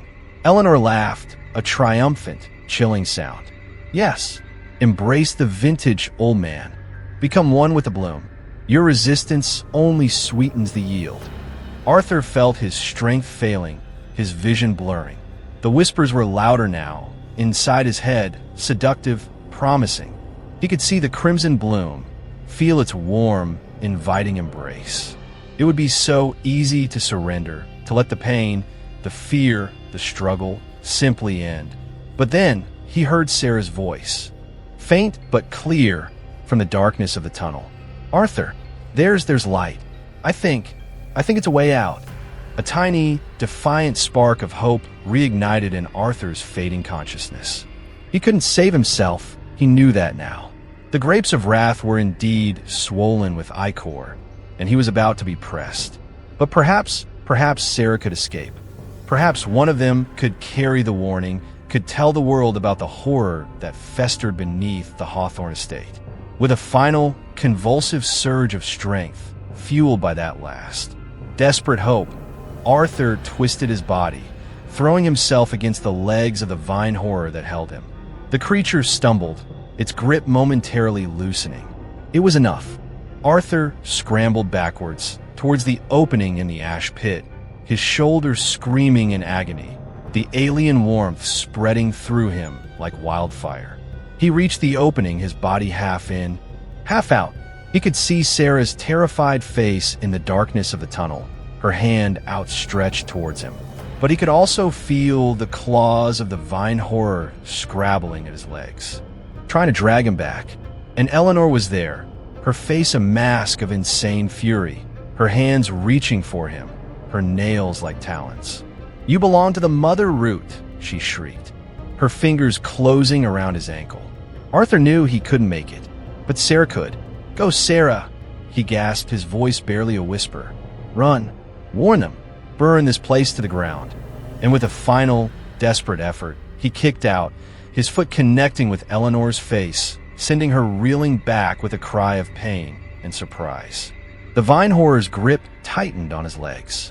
He was being dragged back into the boiler room, into the waiting embrace of the crimson bloom. But he had bought Sarah those precious few seconds. As he was pulled from the opening, he saw her turn, her face a mask of anguish. And then she was gone, scrambling into the darkness of the tunnel, towards that faint, distant promise of light. Arthur's last conscious thought, as the gurgling horrors overwhelmed him and Eleanor's triumphant, chilling laughter echoed in his ears, was a strange, detached observation. The grapes of wrath, swollen with the ichor of generations, had a surprisingly sweet, earthy aroma just before they crushed the very life out of you. The vintage was complete. The pressing was done, and the mother root, deep in the heart of its crimson bloom, pulsed with a satisfied, sated hunger. The first to succumb, he now realized, was never truly the first. It was merely the next in a very, very long line. Chapter 8, Bitter Harvest, Blighted Fruit. Sarah scrambled through the narrow, earthy tunnel, her body fueled by a desperate, primal terror and the last, fading echo of Arthur's sacrifice. The rough stones scraped her skin, her lungs burned, and the throbbing, alien warmth in her infected arm was a constant, sickening reminder of the corruption that was trying to claim her. Arthur's final words, "Warn them, burn this place to the ground," replayed in her mind, a desperate mantra against the encroaching darkness, both literal and metaphorical. The tunnel was impossibly tight, forcing her to crawl on her hands and knees. The air was rank with the smell of damp earth, decaying roots, and that faint, underlying sweetness of the Hawthorne vintage, a scent she knew would haunt her nightmares for the rest of her life, however short that might be. She could hear the distant, muffled sounds of the boiler room fading behind her, Eleanor's triumphant, insane laughter, the gurgling snarls of the vine horrors, and a final, choked cry that she prayed hadn't been Arthur's. Then, as Arthur had promised, a faint light appeared ahead. Not the hellish crimson glow of the mother root, nor the flickering, uncertain light of fire, but a pale, diffuse luminescence. The color of a sickly dawn. Hope, fragile and treacherous, fluttered in Sarah's chest. She pushed onwards, her movements clumsy, her strength failing, driven by that single, desperate imperative. Escape. The tunnel opened abruptly, not into another cellar or cavern, but into a small, circular stone chamber, no more than 10 feet across. The source of the light was a narrow, vertical shaft in the center of the ceiling, choked with tangled roots and debris, but allowing a sliver of what looked like gray, overcast daylight to filter down. It was the old coal chute Arthur had hoped for, leading upwards, towards the surface, towards salvation. But salvation, Sarah was quickly learning, was a cruel illusion in the domain of the Hawthorne estate. Standing directly beneath the shaft of pale light, as if waiting for her, was Julian. Or rather, what had once been Julian. His transformation was far advanced, rivaling what she had seen in Thomas and Clara. His skin was a mottled patchwork of purplish-black veins and pale, unhealthy flesh. Blood red, thorn-like tendrils sprouted from his arms, his neck, his face twitching with an unnatural life. His eyes, when he turned them towards her, were solid, glowing crimson, devoid of any recognition, any spark of his former self. His mouth was slightly agape, revealing teeth that were now unnaturally long and sharp, and a thin trickle of black, viscous ichor oozed from his lips. He no longer looked like her brother. He looked like one of the faithful, a newly minted servitor of the mother root. "Julian," Sarah whispered, her voice trembling, her heart sinking with a fresh wave of despair. The hope that had briefly flickered within her died, replaced by a cold, sickening certainty. The infection had claimed him completely. The thing that had been Julian let out a low, gurgling hiss, a sound that was disturbingly similar to the vine horrors. It took a slow, deliberate step towards her, its movements fluid, predatory. "Sarah," it rasped, its voice a distorted, guttural parody of her brother's. "Join us. The mother root calls. The bloom is beautiful." "No, Julian, no," Sarah cried, backing away, her hand instinctively going to her infected arm, which throbbed in sympathetic resonance with the transformed creature before her. The call to surrender, to embrace the beauty of the bloom, was stronger now, amplified by the presence of this perversion of her brother. "Arthur, he tried to save you," she pleaded, her voice thick with unshed tears. "Don't you remember? We have to get out. We have to warn people." The Julian thing tilted its head, its crimson eyes gleaming with an alien intelligence. "Escape," it hissed. "There is no escape, only communion. The mother root is everywhere, in the soil, in the air, in the blood." It gestured with a hand that was now more claw than human, its fingers elongated, tipped with sharp, black thorns. "The harvest is here, Sarah. The fruit is blighted, but oh so sweet." It lunged. Sarah screamed, scrambling backwards, but there was nowhere to go in the small, circular chamber. She was trapped between the only apparent exit, the coal chute above, and this monstrous, transformed version of her brother. Desperation lent her a final burst of strength. She dodged his initial clumsy swipe, her mind racing. The pry bar was gone, lost with Arthur. The broken bottle was useless. She was unarmed, wounded, and rapidly succumbing to the same infection that had claimed Julian. But Arthur's last words echoed in her mind. "Burn this place to the ground." Her eyes darted around the small chamber. It was mostly bare stone, but in one corner, half hidden by shadows, was a small pile of what looked like old discarded sacks, similar to the coal sacks in the boiler room. And next to them, glinting faintly in the pale, diffuse light from the chute above, was something metallic, a rusted dented oil can. It was a long shot, a desperate, insane gamble, but it was the only one she had left. As the Julian thing advanced on her again, its gurgling hiss filling the small chamber, Sarah lunged for the oil can. Her fingers closed around its cold, greasy surface. It felt half full. The ritual, it must be completed.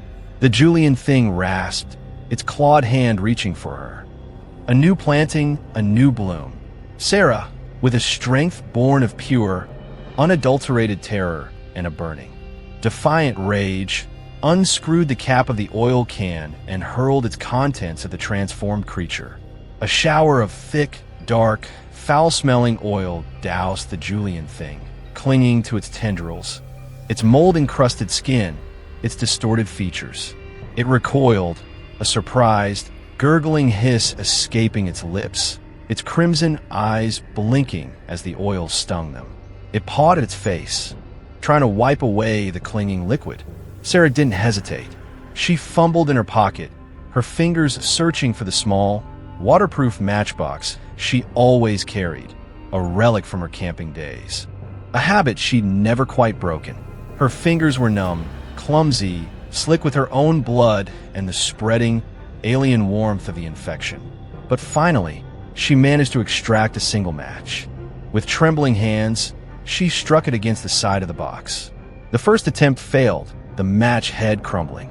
The Julian thing was recovering, its gurgling turning into an enraged snarl. It lunged again. Sarah struck another match. This time, it caught, flaring into a small, precious flame. As the Julian thing reached for her, its oil-soaked claws outstretched.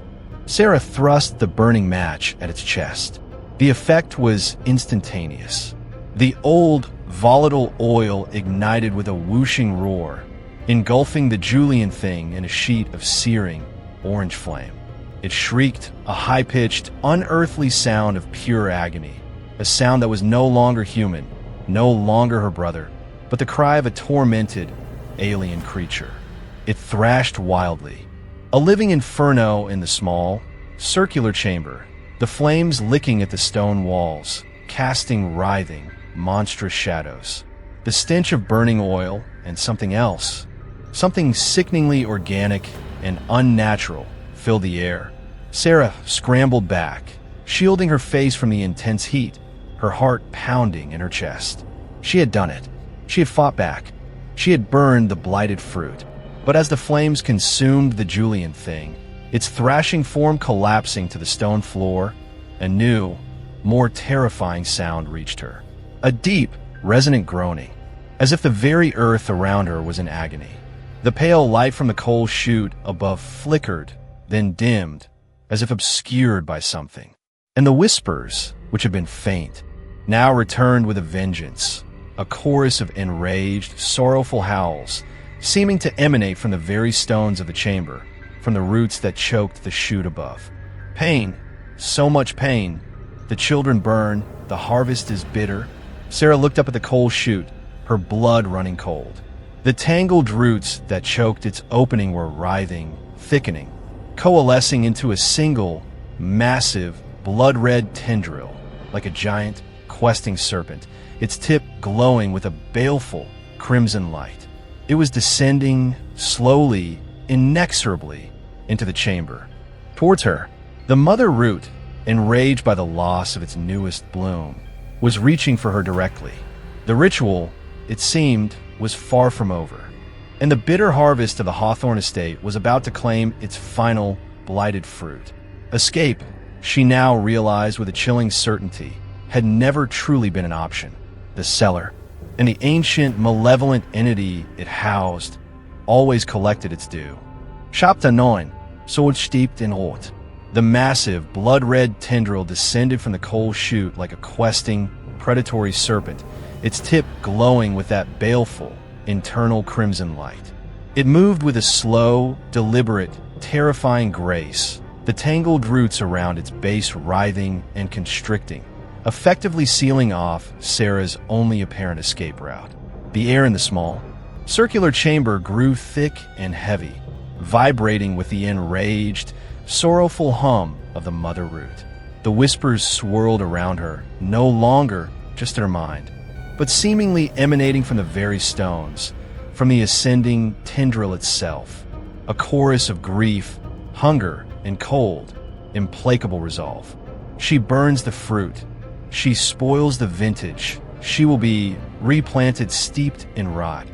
Her soul will nourish the deep roots. Sarah stared, frozen in a mixture of terror and horrified awe. The burning remains of what had once been her brother lay smoldering on the stone floor. The acrid stench of cooked flesh and burnt oil, a sickening testament to her desperate act. But the momentary triumph had been brutally extinguished, replaced by the dawning, soul-crushing realization that she had merely provoked a far greater, far more intimate response from the monstrous entity that ruled this subterranean hell. The infection in her arm throbbed with an almost unbearable intensity, a fiery, itching heat that spread through her veins, carrying with it the insidious, seductive call to surrender. The thorn-like protrusions on her skin were larger now, sharper, and she could feel a subtle, horrifying stiffening in her joints. A sense of her own flesh beginning to yield, to transform, to take on the characteristics of the vine horrors. The desire to simply stop fighting, to embrace the crimson warmth, to become one with the pulsing, sorrowful hum of the mother root, was a siren song that was becoming increasingly difficult to resist. But Arthur's sacrifice, Julian's desperate, final act of defiance, they couldn't be for nothing. The image of Arthur's face, his last, desperate plea, warn them, burn this place to the ground, flashed in her mind, a fragile ember of resistance against the encroaching tide of alien consciousness.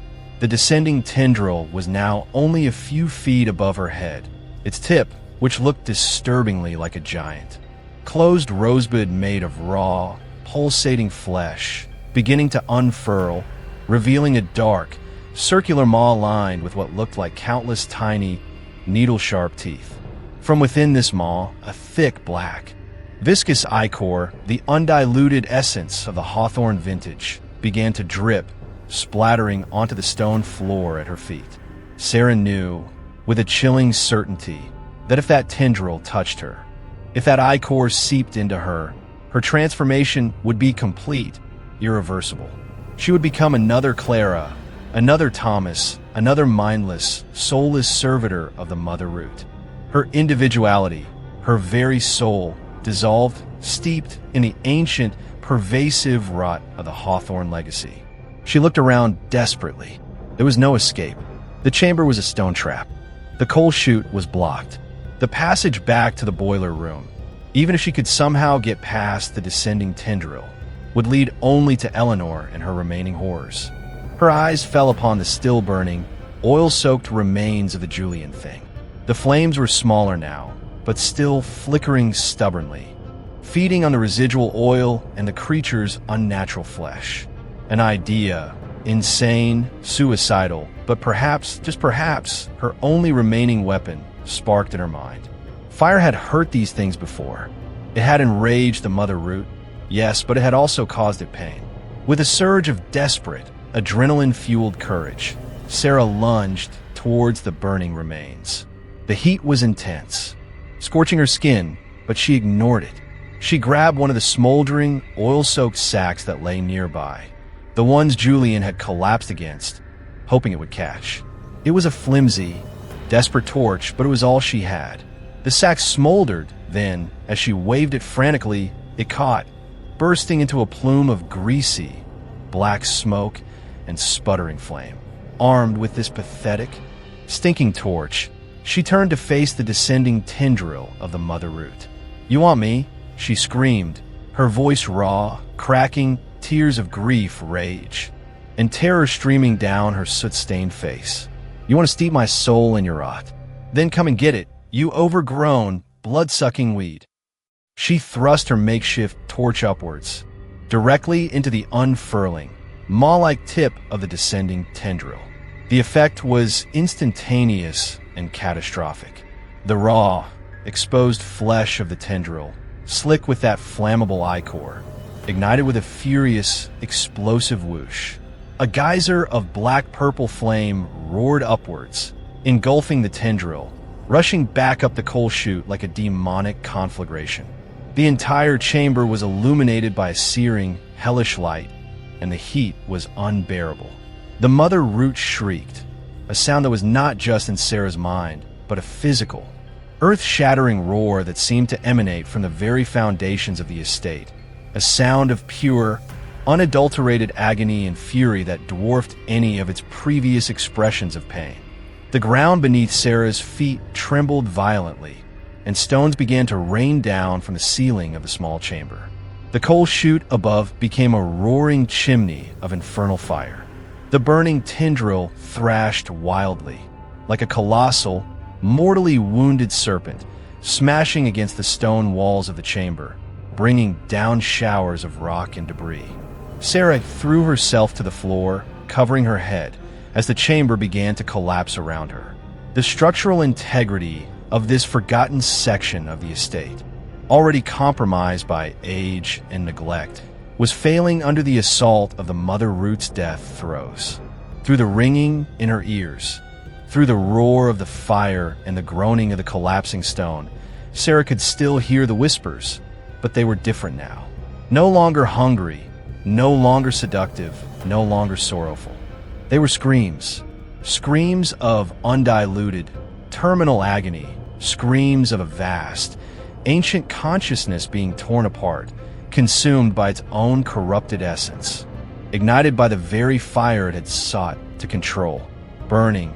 The roots burn, the heart is ash, all is lost, the vintage undone.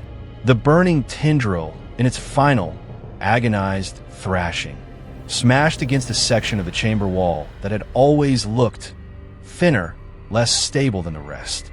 With a deafening crack, the wall gave way, revealing not solid earth, but a dark, narrow void beyond. Sarah, choking on smoke and dust, her body bruised, her infected arm a torment of fire and alien desire, saw it. A chance, a final impossible chance. The collapsing chamber, the burning tendril, the death screams of the mother root. It was a scene of apocalyptic destruction. But that newly revealed void, it might lead somewhere. Anywhere but here. With the last of her strength, fueled by a primal, animalistic will to live, Sarah crawled towards the opening. The floor was tilting, the ceiling groaning, threatening to come down at any moment. The heat from the burning tendril was intense enough to blister her skin. The very air was fire and ash. She squeezed through the narrow gap in the collapsing wall, finding herself in another tight, earthy passage, this one blessedly free of the immediate inferno. She didn't know where it led. She didn't care. She just crawled blindly, desperately, away from the screams, away from the fire, away from the heart of the rot. Behind her, she heard a final, cataclysmic roar, a sound of utter desolation, as the chamber housing the coal chute and the burning, severed artery of the mother root collapsed entirely, burying the horror in a tomb of stone and fire. Sarah crawled on, the darkness absolute, the silence profound, broken only by her own ragged, sobbing breaths and the frantic, terrified beating of her own heart. Had she done it? Had she actually killed it? Had she burned the mother root, severed the cultivar of corruption, ended the nightmare of the Hawthorne estate? Or had she merely pruned a particularly troublesome branch, leaving the deeper, unseen roots to fester, to regrow, to await a new season, a new vintage, a new soul to steep in its pervasive, patient rot? The throbbing, alien warmth in her own arm, the tiny, thorn-like protrusions on her skin, were a terrifying, intimate reminder that the stain of the grape, once acquired, was not easily cleansed. The harvest she feared was far from over, and the spores of that ancient evil, carried on the wind, in the blood, in the very soil of the earth, were patient and always thirsty. Chapter 10, The Devil's Tithe. Sarah crawled through the suffocating darkness, her body a symphony of pain. The narrow passage, born from the collapse of the mother root's death chamber, was rough and uneven, scraping her raw knees and hands. Smoke still clung to her, a choking reminder of the inferno she had narrowly escaped. And the silence that now enveloped her was almost as terrifying as the screams that had preceded it. It was a dead silence, the silence of a tomb, broken only by her own ragged, desperate gasps for air. The throbbing in her infected arm had become a constant, agonizing pulse, a fiery counterpoint to the chilling dread that gripped her heart. The alien warmth spread through her, a creeping tide of lethargy and a strange, perverse sense of longing. The whispers, though no longer the enraged chorus of the dying Mother Root, had not entirely vanished. They were fainter now, more insidious, like the rustling of dry leaves at the edge of her consciousness, a subtle, persistent murmur that spoke of inevitability, a belonging of the sweet, dark embrace of the soil. Rest, child of the vine, the roots run deep, the bloom will return stronger, sweeter. She fought against it, clinging to the memory of Arthur's sacrifice, to the image of Julian's horrified, then vacant, eyes. She had to get out. She had to warn someone. The horror of the Hawthorne estate, the unspeakable truth of its vintage, could not be allowed to remain a secret, festering in the earth, waiting to claim new victims. The passage began to slope upwards again, a small mercy that rekindled a fragile spark of hope. The air, though still tainted with the smell of smoke and damp earth, seemed a fraction fresher, less laden with that cloying, sweet rot aroma of the Mother Root. Perhaps this tunnel, born from the cataclysm of the entity's apparent demise, was a true escape route, a path forged by destruction leading, ironically, to salvation. After what felt like an eternity of crawling, her fingers brushed against something that was not rough stone, but splintered wood. She pushed, and with a groan of protesting, rotten timber, a section of what felt like old floorboards gave way, revealing a sliver of dim, gray light above.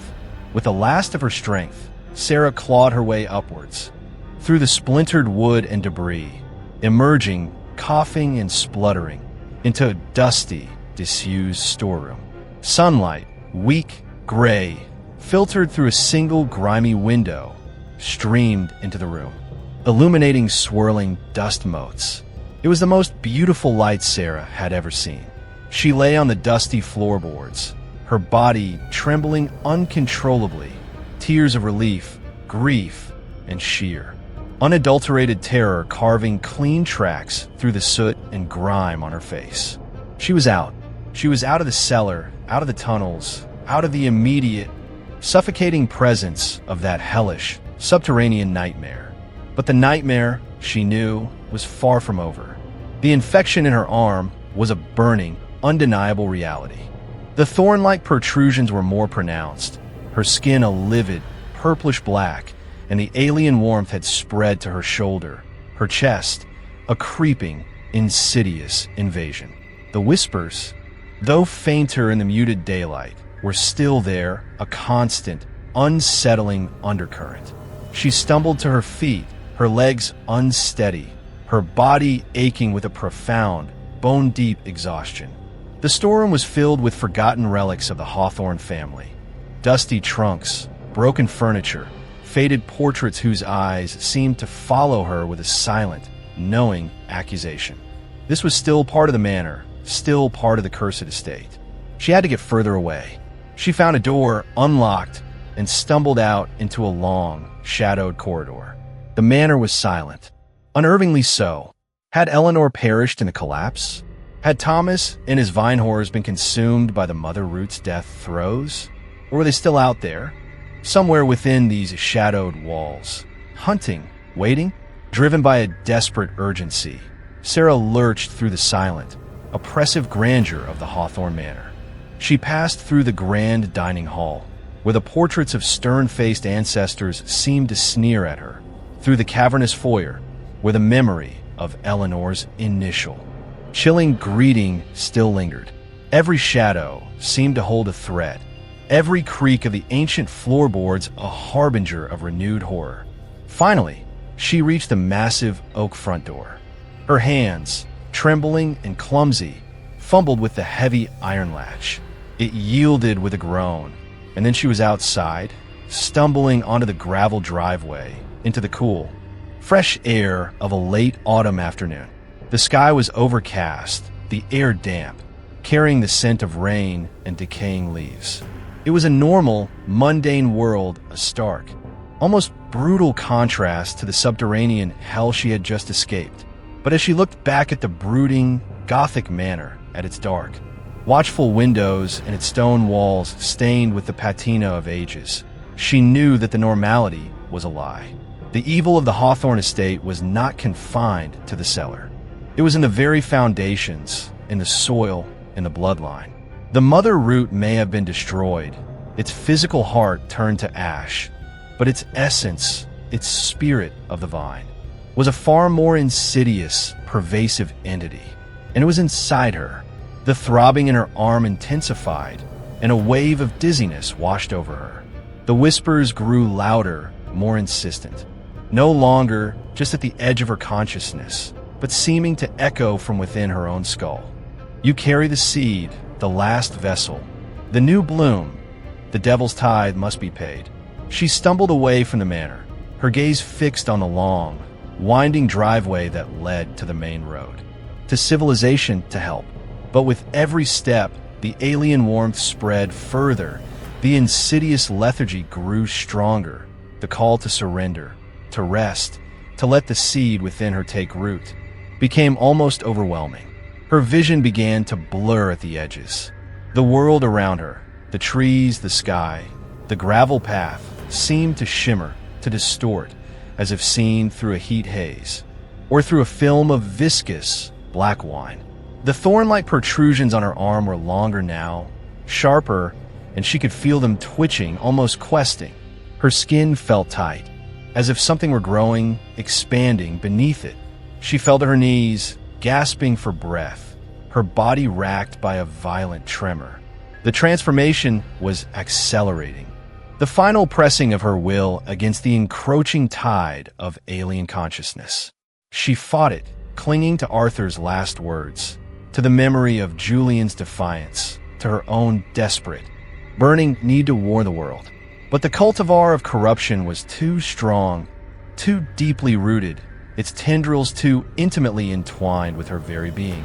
The devil's tithe, the price of her escape, of her brief, Pyrrhic victory, was her own body, her own soul.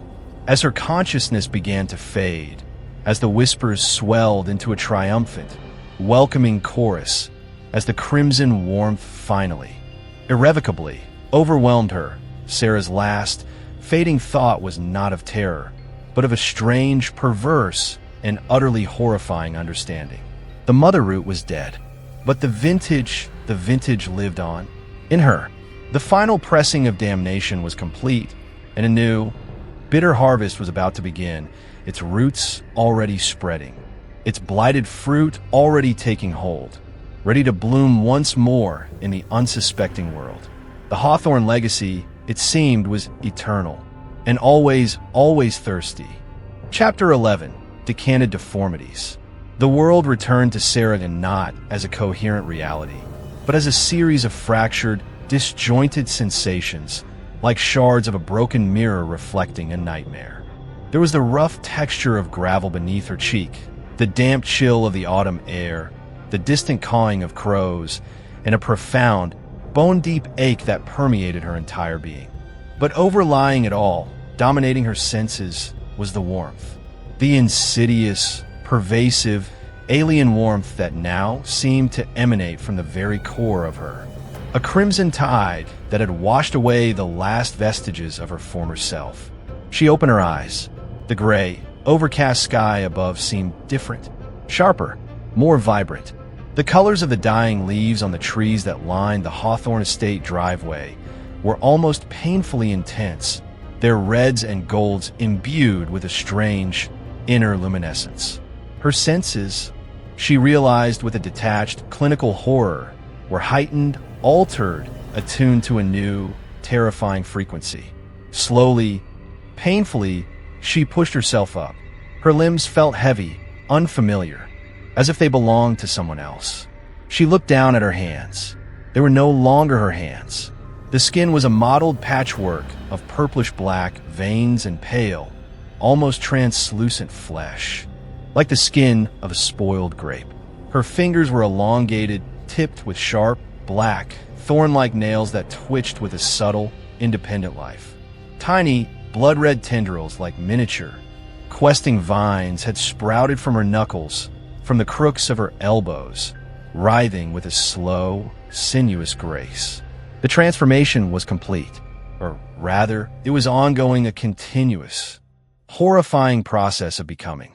She was no longer Sarah Hawthorne, the pragmatic scientist, the terrified survivor. She was something else, a vessel, a host, a living conduit for the essence of the mother root, the last precious seed of its blighted vintage. The whispers were no longer at the edge of her consciousness. They were consciousness, a chorus of ancient, alien thoughts, desires, and hungers, all interwoven with the faint, fragmented echoes of what had once been Sarah. We are one. The bloom endures, the seed survives, the tithe is paid, the new vintage begins. She felt no fear, no grief, no remorse. Those emotions so human, so Sarah had been burned away, consumed by the crimson warmth, dissolved by the alien consciousness that now inhabited her. There was only a profound sense of purpose, a deep, primal, insatiable hunger, and a cold, clear understanding of what needed to be done. The mother root was dead, its physical heart turned to ash, but its essence, its spirit, its will lived on, decanted into this new, mobile vessel. The cellar, the estate, they were no longer necessary. The world was now the vineyard, and the harvest would be plentiful. She rose to her feet, her movements fluid, graceful, imbued with an unnatural, predatory power. Her gaze swept over the Hawthorne Manor, its dark, watchful windows, its ancient stone walls. It was a husk now, a tomb. Its purpose had been served. The true legacy, the living vintage, was now free. She turned her back on the manor and began to walk down the long, winding driveway, towards the main road, towards the unsuspecting world. Her heightened senses drank in the sights, the sounds, the smells of the dying autumn day. The scent of decaying leaves, the damp earth, the distant tang of wood smoke, they were all intoxicating, full of potential, full of life, full of sustenance. As she walked, she could feel the changes within her continuing, accelerating. The thorn-like protrusions on her skin grew longer, sharper. The network of dark veins beneath her flesh pulsed with a more vibrant, crimson light. Her senses sharpened further, the world around her becoming a symphony of heightened sensations. She could hear the rustling of unseen creatures in the undergrowth, smell the faint, metallic tang of fear from a distant rabbit, see the intricate patterns of lichen on a far-off stone wall with an almost microscopic clarity. And the hunger, oh, the hunger. It was a gnawing, aching void within her, a primal need that transcended mere physical appetite. It was a hunger for life, for essence, for the warm, vital fluid that coursed through the veins of unsuspecting creatures. A hunger to plant the seed, to spread the bloom, to create a new generation of vessels, a new vintage of souls steeped in the crimson rot. She reached the main road, a ribbon of cracked asphalt that disappeared into the misty autumnal landscape. A battered pickup truck rumbled past, its driver, a weary-looking farmer, barely glancing at the strange, disheveled figure standing by the roadside. Sarah, or what had once been Sarah, watched it go, her crimson eyes gleaming with a cold, predatory interest. So many vessels, so much potential. The whispers in her mind, the collective consciousness of the mother root urged her onwards. The world awaits, the soil is fertile, the vintage must flow. She began to walk along the roadside, her pace steady, unhurried. She knew, with an absolute, chilling certainty, that she was no longer alone. Arthur, Julian, Clara, Thomas, Eleanor, they were all gone, consumed, transformed, their individual essences absorbed into the greater whole. But their sacrifices, their struggles, their brief, tragic lives had all served a purpose. They had tilled the soil, tended the vine, prepared the way for this new, bitter harvest. And she, Sarah, the last survivor, the sole inheritor of their terrible legacy, was now the ultimate expression of the Hawthorne vintage. a decanted deformity, a walking embodiment of the Cellar's ancient, insatiable evil, loosed upon an unsuspecting world. The whispers grew stronger, clearer, more insistent. They showed her things, visions of sprawling cities, teeming with unsuspecting souls. Visions of dark, forgotten places where the seeds of the crimson bloom could take root, unseen, unchecked. Visions of a world transformed, a world remade in the image of the mother root, a global vineyard of souls steeped in rot, a perpetual harvest of fear and corrupted life. A cold, alien smile touched her lips, a smile that was a horrifying fusion of Sarah's familiar features and the predatory hunger of the entity that now possessed her. The final pressing of damnation was complete. The devil's tithe had been paid in full, and the decanted deformities, beginning with her, were now ready to pour forth, to taint, to consume, to bloom. The age of the crimson vintage had begun, and the world, blissfully unaware, was about to learn the true, terrifying meaning of a bitter harvest. Chapter 12, The Crushing Point. Days bled into a blur of heightened senses and insatiable, gnawing hunger. Sarah, or the entity that wore her form, moved through the unsuspecting world like a phantom, a whisper of encroaching horror. The transformation was a constant, undulating process. The thorn-like protrusions on her skin would lengthen, then retract slightly. The crimson glow beneath her flesh would intensify, then dim, as if the entity within were calibrating itself, adapting to its new, mobile existence, learning to husband its resources. The hunger was the most difficult to manage. It was not a simple need for food, but a craving for life force, for the vital essence that animated living beings. She found sustenance in the periphery, in the shadowed corners of the world. A stray animal in a darkened alleyway, its life extinguished with a touch, its warmth absorbed, leaving behind a cold, desiccated husk. The wilting plants in a neglected garden, their fading vitality drawn into her, leaving them brittle and gray. These small feedings were enough to sustain the vessel, to keep the crimson bloom within from consuming its host too quickly, but they did nothing to quell the deeper, more profound hunger, the desire to plant, to propagate, to create new vessels, to spread the vintage. The whispers were her constant companions, her guides, her chorus of ancient, alien desires. They showed her the way, leading her away from populated areas, initially, towards places where the veil between worlds was thin, where the soil was rich with forgotten secrets, and the shadows were deep and welcoming. She found herself drawn to old, abandoned farmhouses, to forgotten cemeteries, to overgrown, lightless groves where the energy of the earth felt receptive. In these desolate places, she began to experiment, to understand the true nature of her new existence. The black, viscous ichor that sometimes seeped from her thorn-like nails, or from the corners of her mouth when the hunger was particularly strong, was not just a byproduct of her transformation.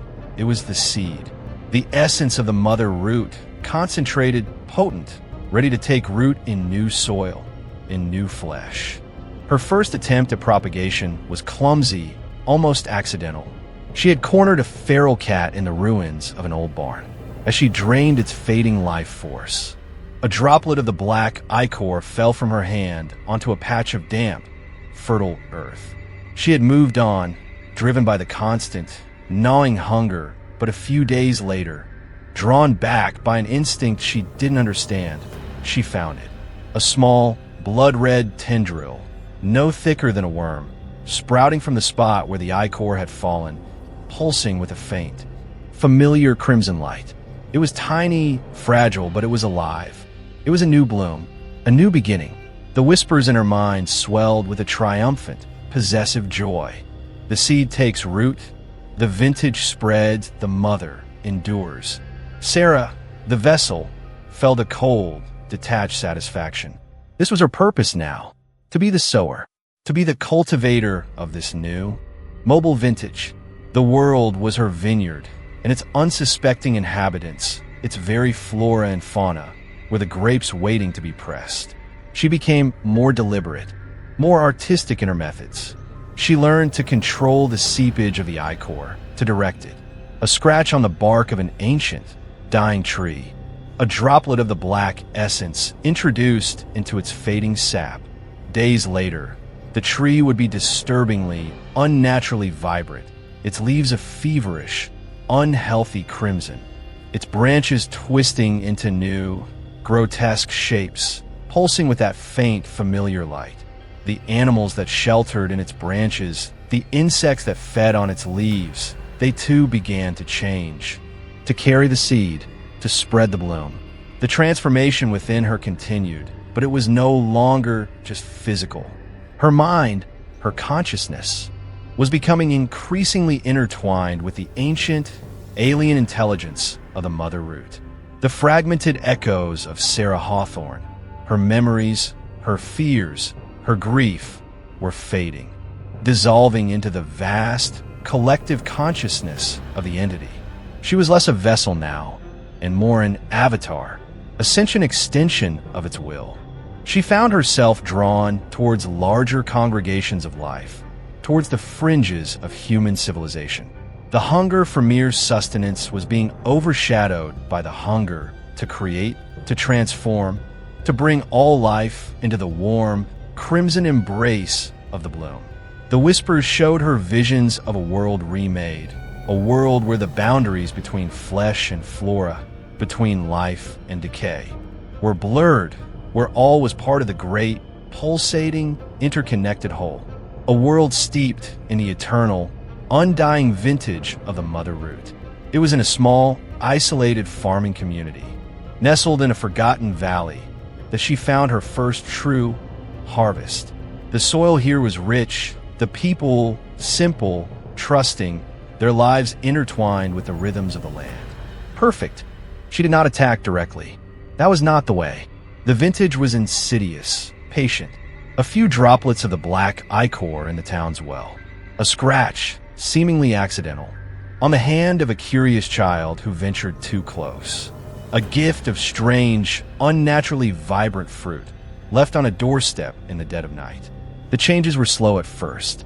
A creeping lethargy, a strange, persistent warmth, a subtle alteration in the color of their eyes, a faint, crimson glow that only the most observant might notice.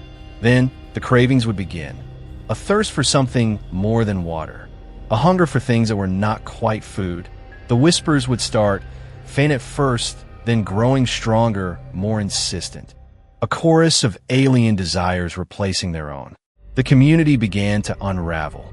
Neighbors grew suspicious of each other. Livestock sickened and died, their flesh taking on that familiar, unhealthy, purplish-black hue. The crops in the fields withered, or worse, mutated into grotesque, twitching parodies of themselves, their fruits swollen with a dark, viscous fluid. Sarah, the avatar, watched from the shadows, a cold, detached satisfaction filling her as the cultivar of corruption took root, as the vintage spread, as the souls of the community were slowly, inexorably steeped in the crimson rot. This was the crushing point, the moment when the old world yielded to the new, when the individual was broken, pressed, and its essence decanted into the great collective whole. One night, under the cold, indifferent light of a full moon, she walked into the center of the silent, transformed town. The inhabitants, their eyes glowing with that familiar crimson light, their skin mottled, their forms subtly, horrifyingly altered, emerged from their homes, drawn to her, their new mother, their sower. They gathered around her, their movements slow, reverent, their faces empty of all but a shared, ecstatic hunger. They were no longer individuals. They were the faithful. They were the new vintage.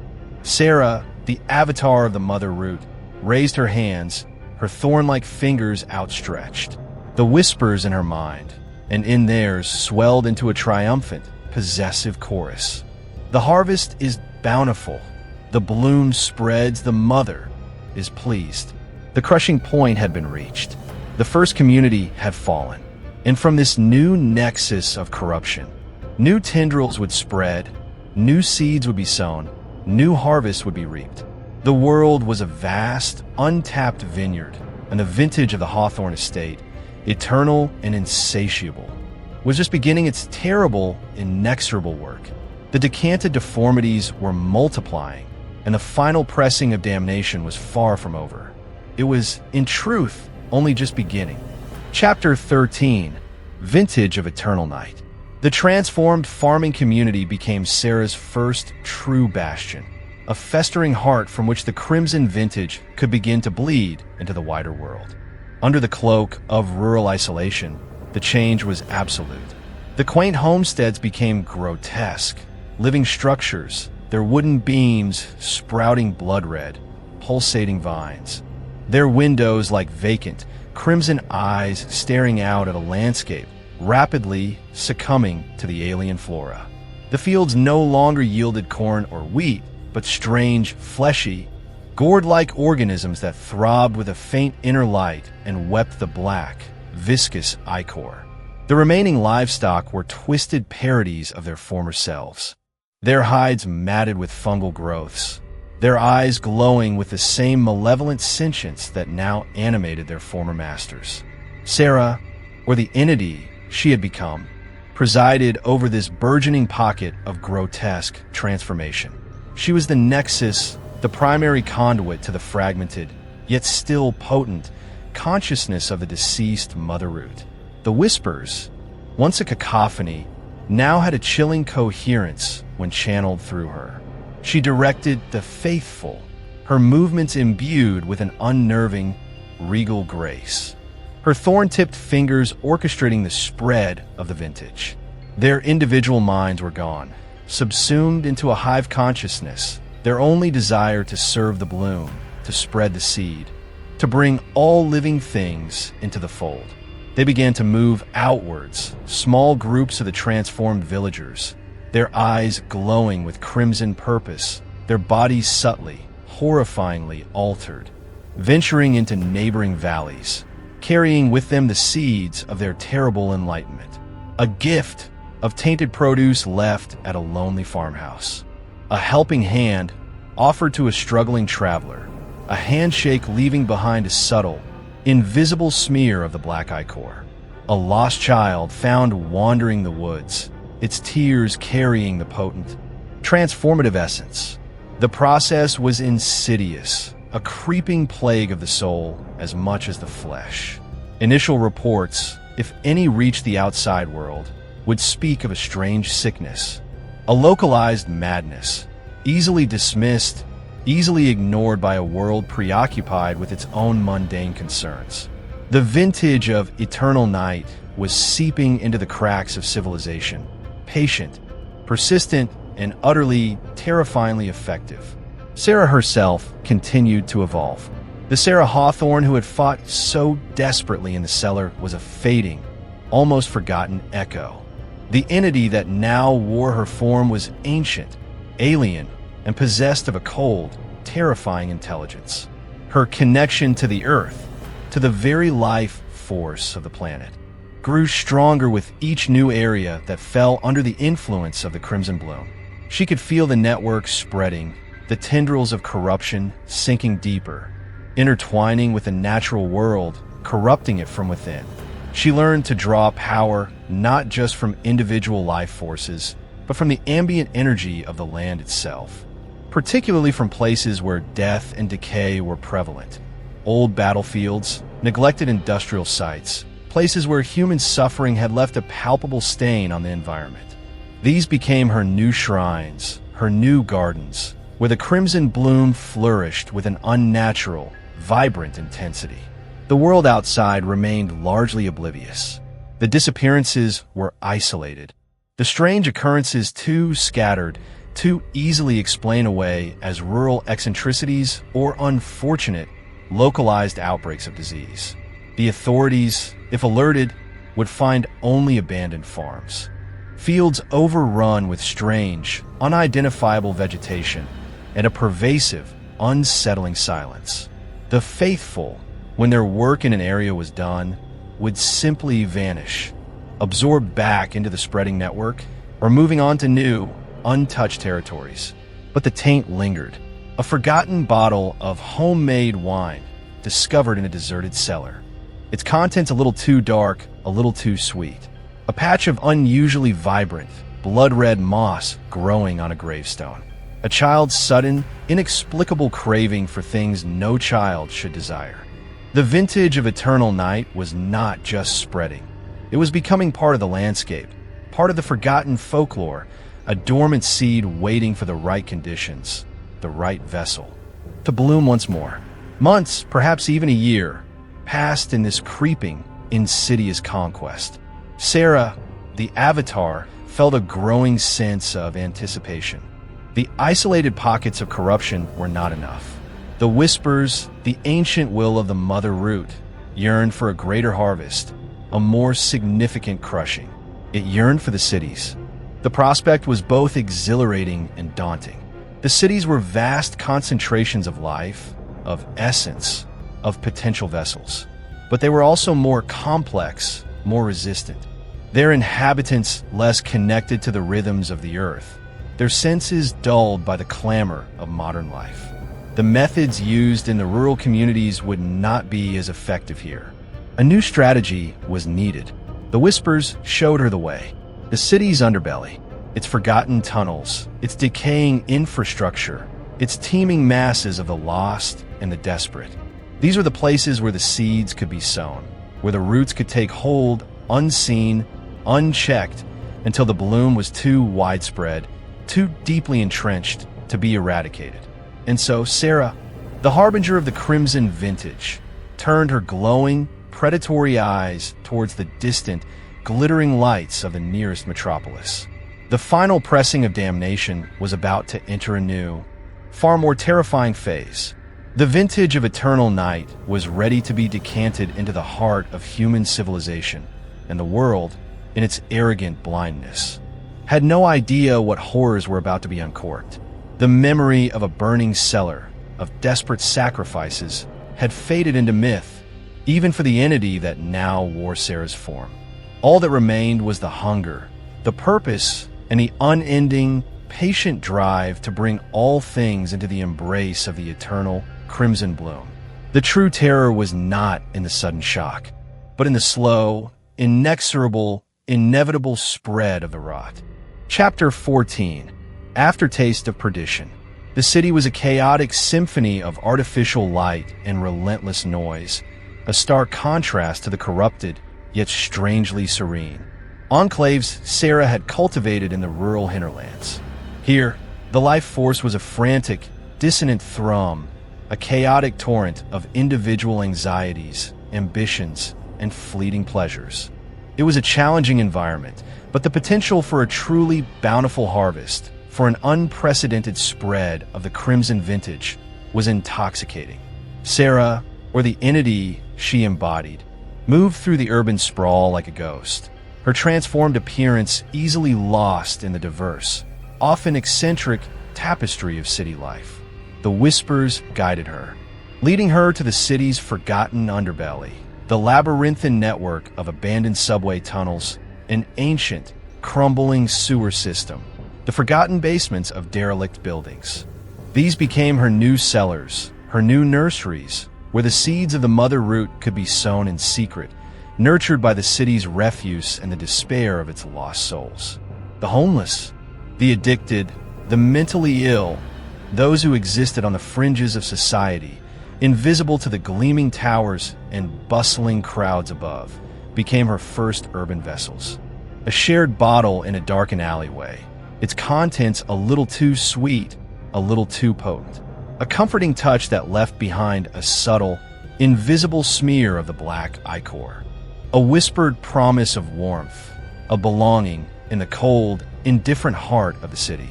The transformation in these new hosts was often more rapid, more grotesque than it had been in the healthier, more robust rural folk. Their bodies, already weakened by hardship and neglect, offered less resistance to the encroaching corruption. They became twisted, shambling parodies of humanity, their minds quickly succumbing to the hive consciousness, their forms rapidly taking on the telltale signs of the crimson bloom, the mottled skin, the glowing eyes, the sprouting tendrils.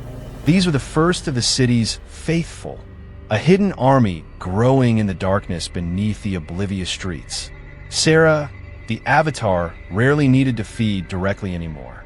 The network was growing, a subterranean web of interconnected life force, and she could draw sustenance from it, a silent, unseen shepherd tending her burgeoning, grotesque flock. Her own transformation continued to refine itself. She learned to control her outward appearance to a greater degree, to mask the more obvious signs of her inhuman nature when necessary, allowing her to move more freely in the upper world. The Sarah Hawthorne persona was a useful disguise, a familiar mask to hide the ancient, alien entity that now looked out through her eyes. The aftertaste of perdition was a constant on her tongue, a coppery, sweet-rot flavor that was both a reminder of her origins and a promise of future harvests. The memories of Arthur, of Julian, of the burning cellar were less than echoes now, more like faded photographs in a forgotten album, devoid of emotional resonance, yet serving as a distant, almost academic reference point for the entity's current incarnation. It had learned from that initial, fiery confrontation. It would not make the same mistakes again. Subtlety, patience, and the insidious exploitation of existing societal decay were its new weapons.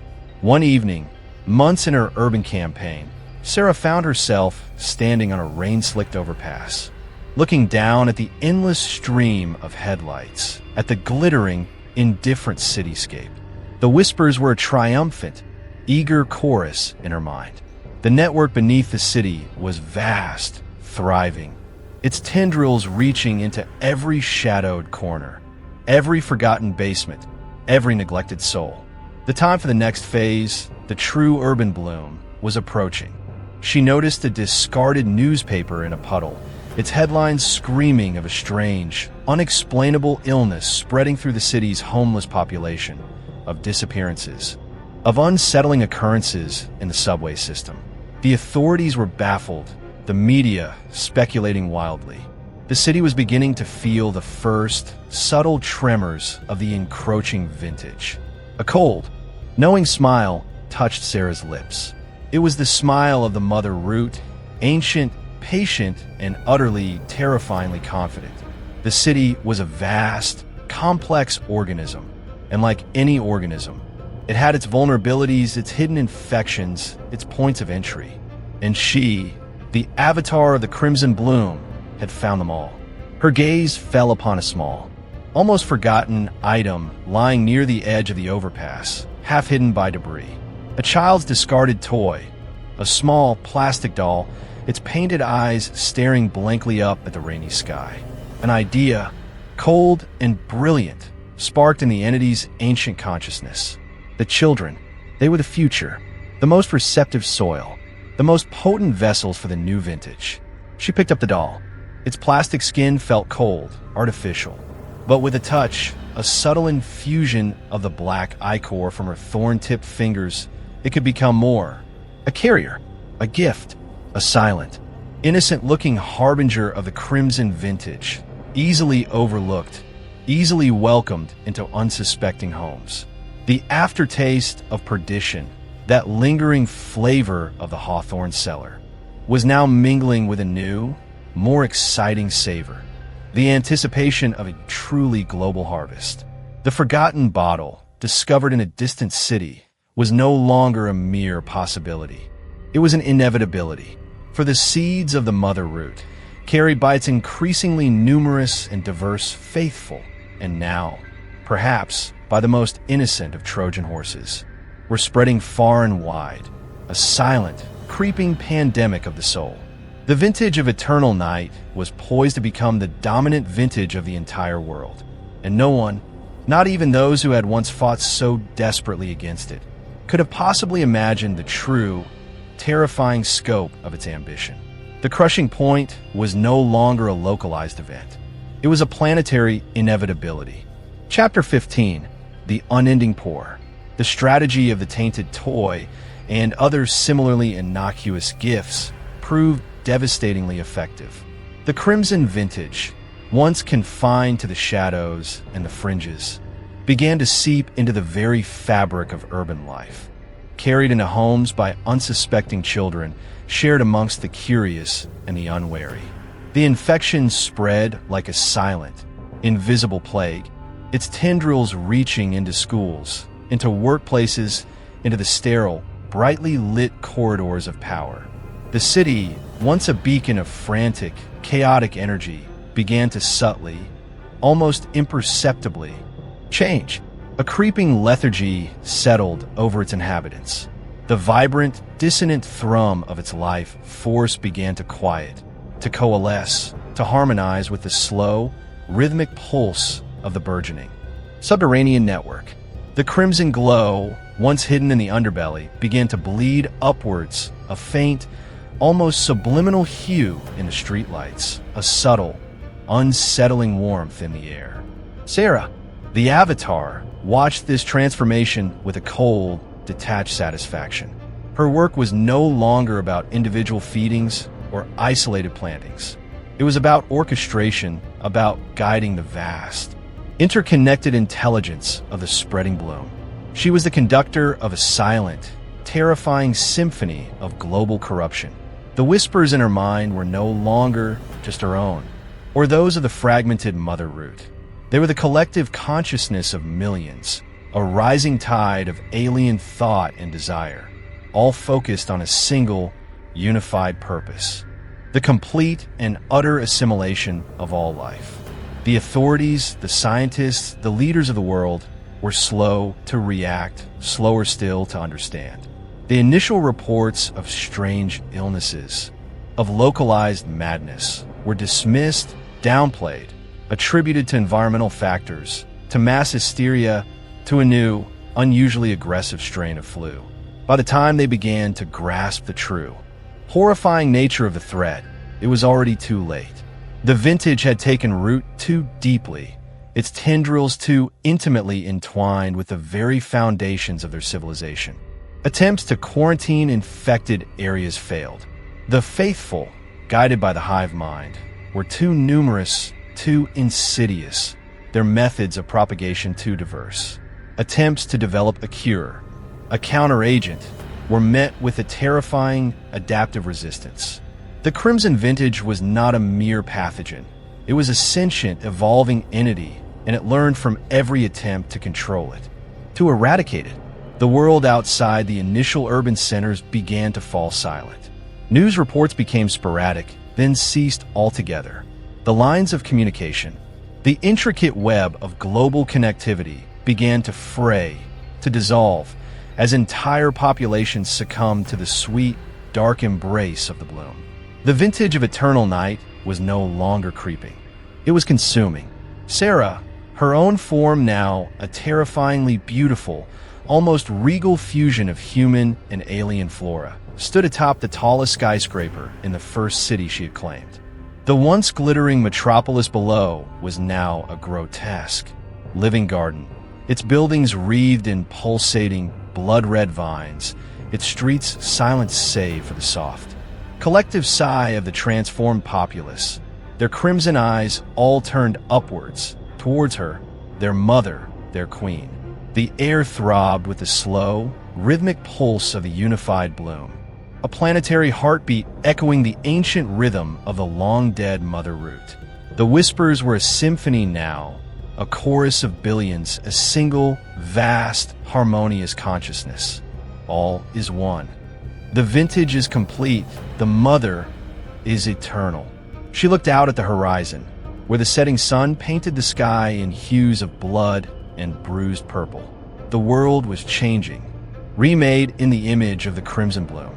The old ways, the old conflicts, the old divisions, they were all fading, dissolving into the warm, undifferentiated embrace of the eternal vintage. It was a world of perfect, terrifying harmony, a world steeped in rot, a world where individuality was a forgotten dream. A faint, almost nostalgic echo of Sarah Hawthorne, the scientist, the fighter, flickered for a moment in the depths of the ancient, alien consciousness that now wore her form. A fleeting image of a burning cellar, of desperate sacrifices, of a plea to warn the world. The entity acknowledged it with a cold, detached amusement. The warning had been irrelevant. The world had been too slow, too blind, too human.